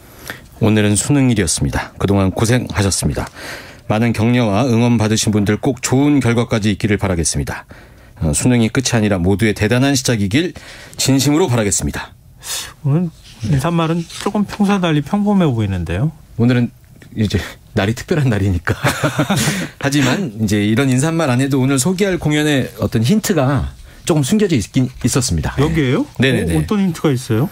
제가 이제 인사말 드릴 때 오늘 수능이 약간 수험생들한테 마지막 날이다 이런 느낌보다는 오늘이 시작이었으면 좋겠다 이런 식으로 제가 말씀을 드렸는데 저희가 보통 시작이란 말 할 때 그 한 걸음 한 걸음 뭐 이런 말 많이 하지 않습니까? 스텝 바이 스텝 뭐 이렇게 얘기하면서 아니 근데 스텝 바이 스텝이나 뭐 한 걸음 이런 거는 다 늘 하는 거 아닌가요? 이게 공연하고 연결이 돼요? 이게 한 걸음 한 걸음이 이게 발걸음 소리를 얘기하는 건데 그 발걸음의 그 모습을 얘기하는 건데 이 발소리가 뮤지컬이 되는 공연이 있습니다. 그 탭댄스로 대표되는 공연. 뮤지컬 42번가. 오늘 이 작품 가지고 왔습니다. 지금 뮤지컬 42번가 얘기하시려고 지금까지 역시 단계 가시면서 뭔가 이렇게 딱 엮어가지고 연결하시는 솜씨가 대단하십니다. 이거 명분 만드느라고 매번 좀 이렇게 고생하는데 이렇게 막 고민하다가 딱 뭔가 떠오르지 않습니까? 요거 뿌듯합니다. 그 영감이 그냥 어느 순간 이게 일주일 내내 고민하는 거 아니에요? 스스로 이제 만족감이 좀 느껴져야 되는데 여기서 이제 이런 만족감을 제가 찾고 있는 거죠. 감사합니다. 하여튼 고생하셨고요.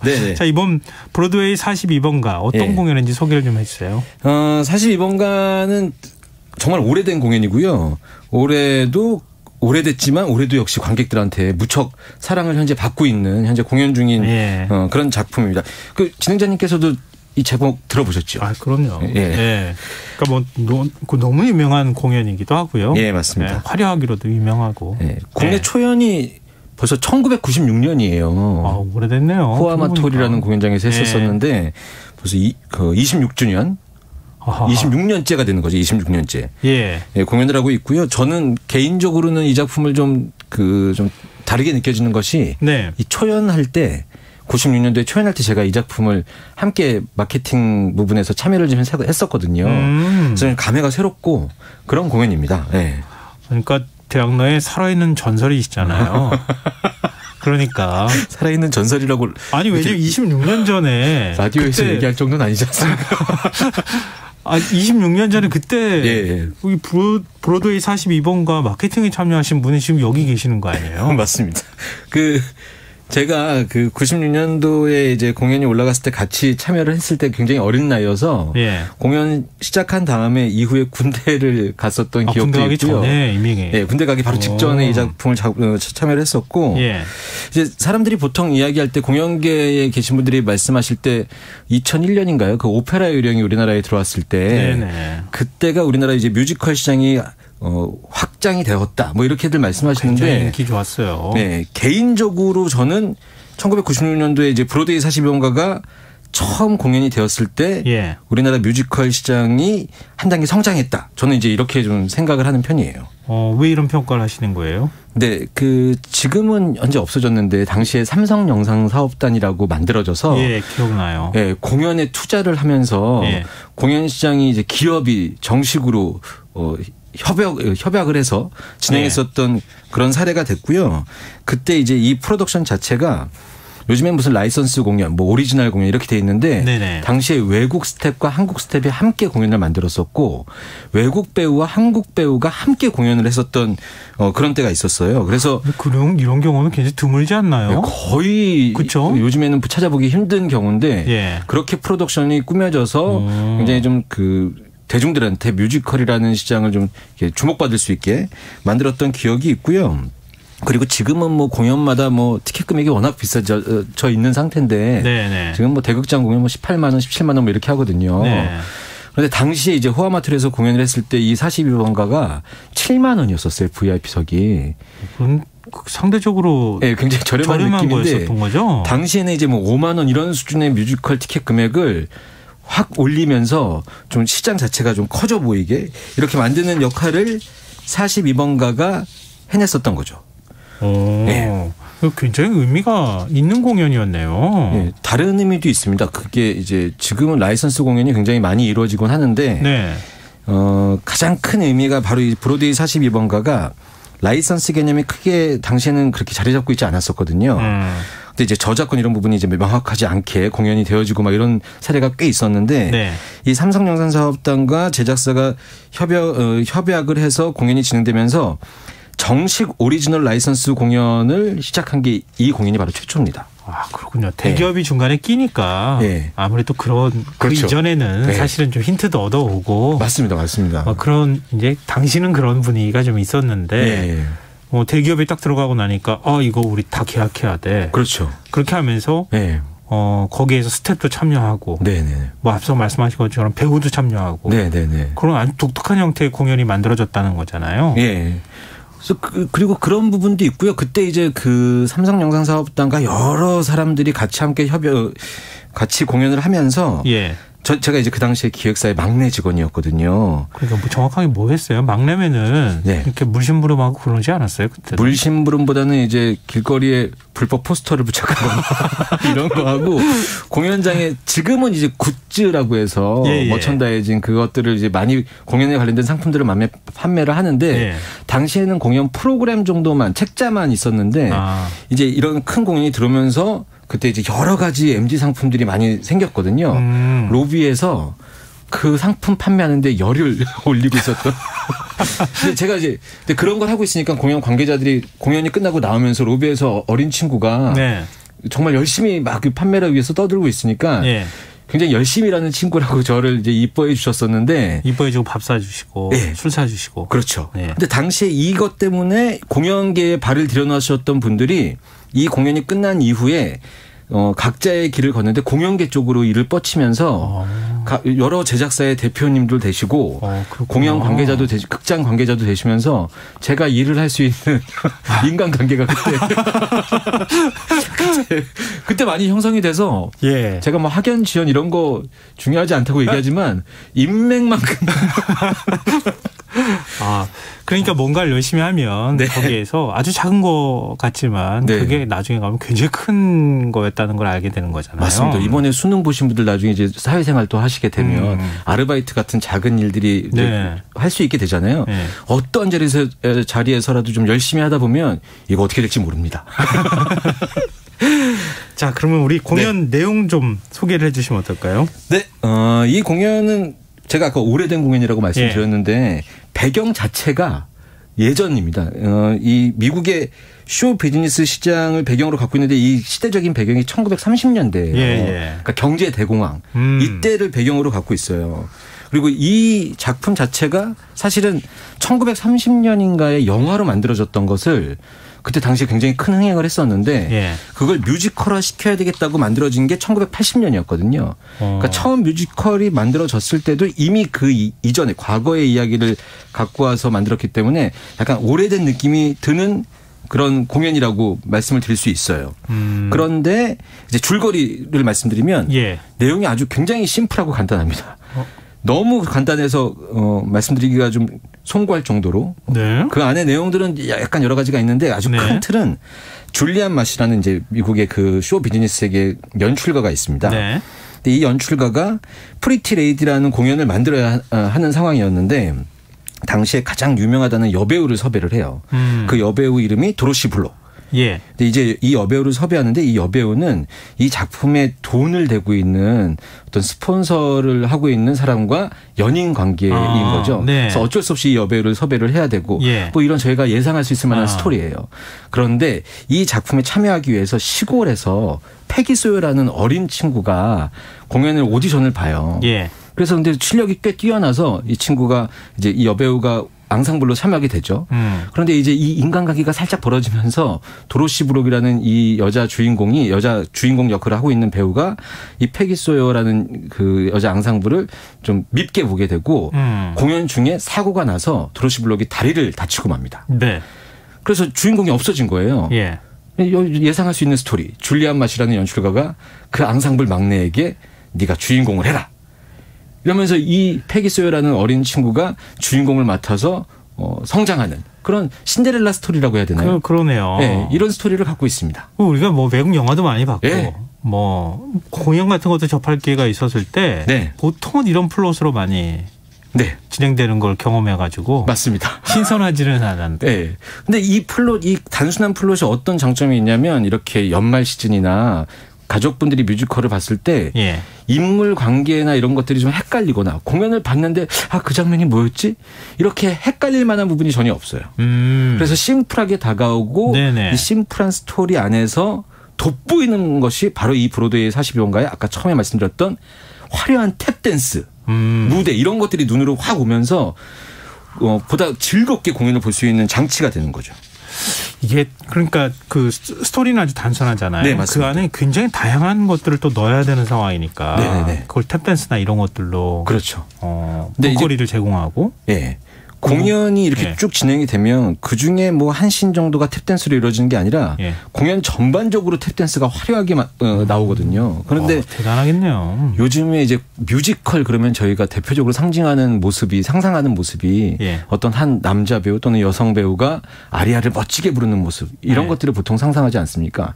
근데 이제 42번가는 그런 게 아니라 쇼 뮤지컬의 정석이기 때문에 오프닝부터 화려한 탭으로 관객들을 이제 완전히 유혹시키는 거죠. 이건 대공연인 거죠. 네, 대극장에서 공연을 해야 되는 거죠. 그렇죠. 대극장에서만 공연을 해야 되고 요즘에 한 무대 위에 보통 그 배우들이 쓰면 20명 정도 쓰면 와 많다 이런 느낌 들거든요.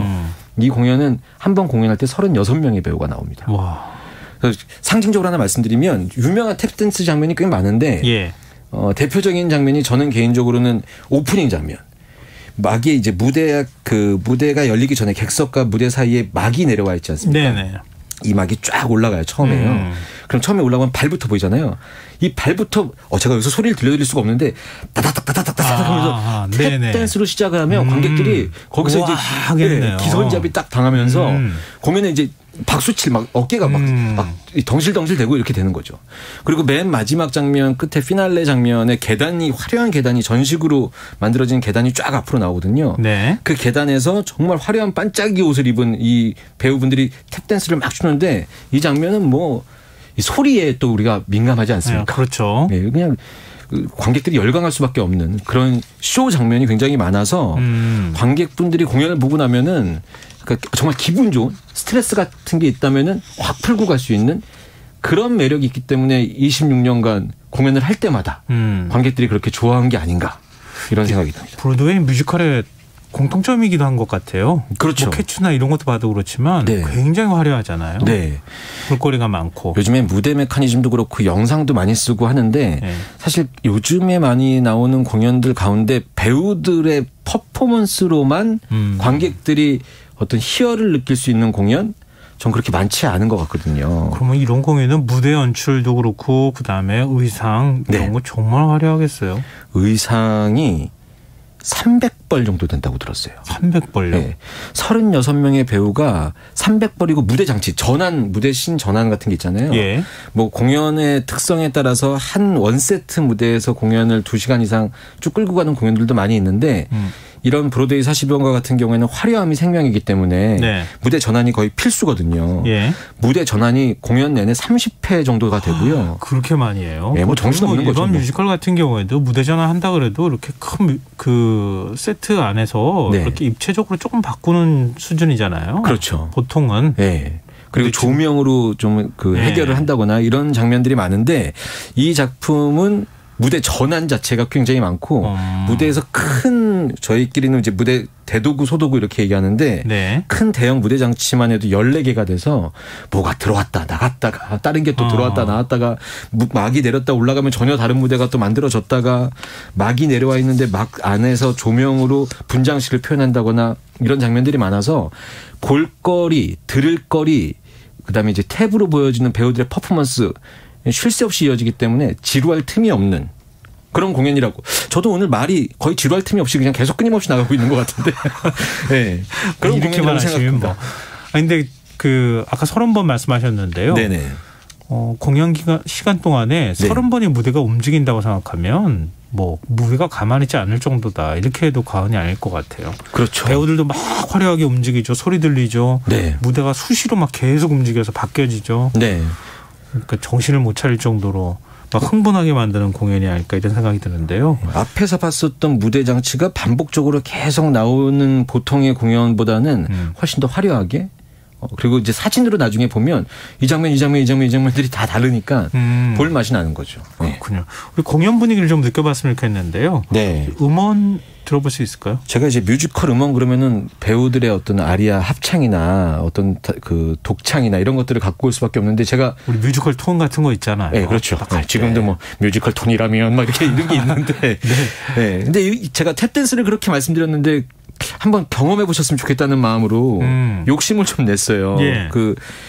브로데이 42번가에 여러 가지 아리아가 있지만 오늘은 탭댄스로 이루어진 음원을 갖고 왔는데 아마 그 공연 시간은 원래는 한 4분 이상 되는데 4분 내내 탭 소리만 들으면 너무 힘드실 것 같아서 조금 축약해서 극 중에 We are in the money라는 장면인데 저희끼리는 이제 머니 씬 이렇게 얘기합니다. 돈 장면 이렇게 얘기하는데 공연 내용을 잠깐 말씀드리면 아까 그 1930년대 경제 대공황 이때를 배경으로 하기 있기 때문에 이 극 중에 극으로 나오는 프리티 레이디도 돈에 관련된 이야기들이 많이 나오거든요. 네. 그래서 그런 것들 때문에 만들어진 장면이기도 하고요. 그 이제 상상하면서 들으시기 위해서 제가 설명을 해드리면 배우들이 크게 큰 원형으로 된 동전을 이렇게 밀고 나옵니다. 그리고 그 동전을 바닥에 탁 떨어뜨리면서 그 위에서 탭댄스를 추는데 이게 여성 배우, 남성 배우 모두 약간 초록색 느낌이 나는 반짝이 옷을 입고 어떤 그 템포에 맞춰서 탭을 추거든요. 근데 마지막 부분에 가서 배우들이 다 같이 모여서 팔과 다리를 위아래로 쫙 뻗으면서 하는 씬이 있는데 이 씬은 브로드웨이 42번가 아마 이미지 찾아보시면 많이 나오는 장면인데 그런 화려함을 좀 상상하시고 들어보시면 훨씬 더 그래서 요거 제가 이런 말 썼습니다. 원래 듣는 시간인데 귀로 보는 42번가. 알겠습니다. 우리 그 모습 한번 상상하면서 듣고 오시죠.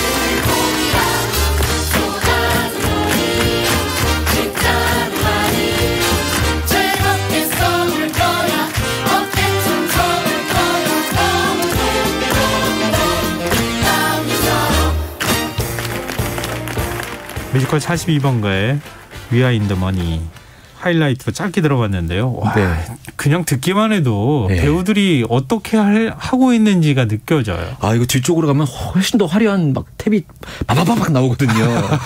그리고 이 장면이 재밌는 게 이제 이 42번가가 지금부터 시작해서 내년 초까지 하거든요. 방금 이 장면을 신년 인사로 영상으로 기획사에서 보낼 때가 있어요. 가사가 쏟아져 돈이 정말 많이 뭐 이런 가사가 있거든요. 그래서 돈 많이 버시라고. 그거 괜찮네요. 신년 인사로 하기에도. 이만한 인사 없습니다. 저도 어떻게. 뭐 연락 주십시오. 자, 그러면 우리가 지금 뭐 뮤제 연출이라든가 스토리나 이런 것도 다 얘기해 봤는데요. 좀 배우들 얘기를 안 했어요. 그런가요? 근데 이런 대공연이기 때문에 배우들도 만만치 않을 것 같은데요. 맞습니다. 이게 사실은 오늘 방송에 96년부터 참여했었던 42번가의 배우분들을 쭉 나열하면 시간이 모자랄 정도인데 이번 공연은 워낙 대중분들이 좋아하시고 좀 편하게 스트레스 풀기 위해서 보시는 공연이라 인지도가 있는 배우분들 그리고 뮤지컬을 계속 하셨던 배우분들이 같이 이렇게 좀 함께 캐스팅됐다고 해도 될 것 같은데 아까 말씀드렸던 그 연출자 줄리안 마시역에는 송일국 배우와 네. 이종혁 배우가 하시고요. 그 패기 역 아까 그 새로 신데렐라 스토리의 그 주인공 되는 배우는 오소연 배우랑 윤하건 배우 이런 분들이 하시는데 그리고 그 외에도 뭐 전수경, 홍지민, 배혜선, 신영숙 이런 배우분들이 함께 출연하세요. 어마어마하네요. 그런데 이 배우분들 소개하면서 꼭 말씀드리고 싶은 부분은 아까 제가 윤하건 배우라는 분이 패기 소여라는 여자 주인공을 맡았다고 말씀드렸는데 이 윤하건 배우와 그 이주순 배우라는 빌리 역할을 맡는 배우가 있습니다. 이 두 배우는 바로 그 전 시즌에 이 42번가에 앙상블로 참여했던 배우들이에요. 그런데 진짜 이 42번가의 스토리처럼 앙상블에서 주연이 배역이 된 케이스라서 이런 부분은 좀 말씀드리면 좋을 것 같다는 생각이 좀 들었습니다. 혹시 초연 때부터 같이 했던 배우가 있어요? 상견례 자리가 있어요. 공연 시작하면 다 같이 모여서 인사하는 자리. 근데 그때 이제 전수경 배우가 아시죠? 전수경 배우가 인사하는데 96년도에 참여했었던 배우는 나밖에 없는 거예요. 이러시는 거예요. 이 전수경 배우가 배우 중에선 유일하게 96년에 참여했었던 배우고 저랑은 개인적으로 만나서 그때 우리밖에 없었던 거야 이러면서 이야기했던 기억이 있습니다. 이게 그 추억을 함께하는 것에 대한 얘기도 안녕수 대표가 같이 그것까지 섞어서 얘기하시니까 훨씬 재밌게 들려요. 네, 당시에는 호아마톨에서 이 공연이 시작됐을 때 제가 그런 기억이 있습니다. 그 제가 아버지한테 요즘 너 뭐하냐 이렇게 하시길래 저 브로드웨이 42번가라는 공연합니다. 뉴스에도 나오고 방송에도 나오고 하니까 대단한 공연하니까 저 잘 나가고 있어요. 이런 식으로 말씀을 드렸는데 그래서 네가 하는 공연은 도대체 그 티켓 값이 얼마야? 제가 7만 원이요. 그러면서 저는 이제 그게 그레이드가 높은 어떤 그 문화 이 상품이라고 말씀드렸더니 아버지가 저한테 욕을 하시면서 그 돈이면은 이렇게 한다. 뭐 다른 거 친구들끼리 모여서 소주 한잔 하지 이런 얘기 하셨는데 요즘에는 이제 연말이고 회식 같은 거 많이 있지 않습니까? 근데 요즘엔 문화 회식 이런 것들도 많이 말씀들을 취해가지고 막 그렇기보다는 직장이나 그렇죠. 모임이나 이런 데서 같이 공연 보시는 것도 좋을 것 같아요. 그래서 그런지 몰라도 지금 그 이런 그 대극장에서 하는 공연들, 소극장에서 하는 공연들 중에 좀 많은 남녀노소를 별로 구분하지 않아도 될 만한 공연들이 많은 단체 관람자들이 많이 연락이 와서 공연 객석이 꽤 많이 이제 점유율이 높아지고 있어요. 그리고 많이 편하게 지금 즐기시고 계시고 그래서 아마 오늘 뭐 수능 날이기도 하고 이 수능이 끝나고 나면 아마 많은 공연팀들이 수능 수험생 할인 같은 이벤트들을 많이 하거든요. 이런 거 잘 찾아보셔서 뭐 가족 단위의 관람, 뭐 학생들 관람, 청소년 관람 이런 것들로 좀 단체 관람도 하시고 소규모 회식하시는 분들을 위해서 뭐 10인 이상 단체 관람 할인 같은 거 42번 해줘요. 42번가뿐만 아니라 많은 공연들이 그런 상품들을 많이 지금 만들고 있을 겁니다. 그래서 이런 거 이용하셔서 올 연말 좀 이렇게 좀 그 공연장에 가셔서 좀 재미있게 공연 보시고 나오시면 월드컵 시작하고 뭐 이렇게 되면서 그러네요. 시간 딱딱 맞을 수 있거든요. 괜찮은데요. 끝나고 문화 프로그램 이런 거 기획하는 거 이게 제 일이거든요. 알겠습니다. 오늘 뮤지컬 42번가 얘기 정말 재밌게 들었습니다. 무엇이든 보러 가세요. 랑 안녕수 대표와 함께했습니다. 고맙습니다. 감사합니다. 김성환의 시사야 오늘 순서 여기서 마칩니다. 모바일 쿠폰 당첨자는 홈페이지 공지사항에서 확인하실 수 있습니다. 편안한 밤 되십시오.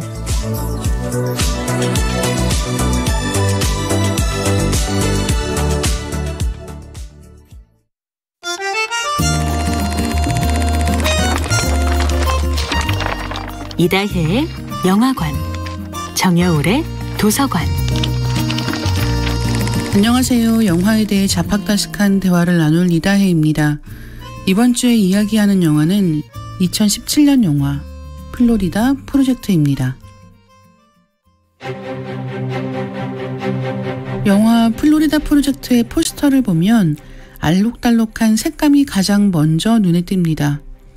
그 한가운데의 아이들은 신나게 뛰고 있고요. 어떤 나쁜 일도 이 아이들에게 벌어지지 않을 것 같은 느낌이지만 실제 영화 속 현실은 그렇게 녹록하지 않습니다. 엄마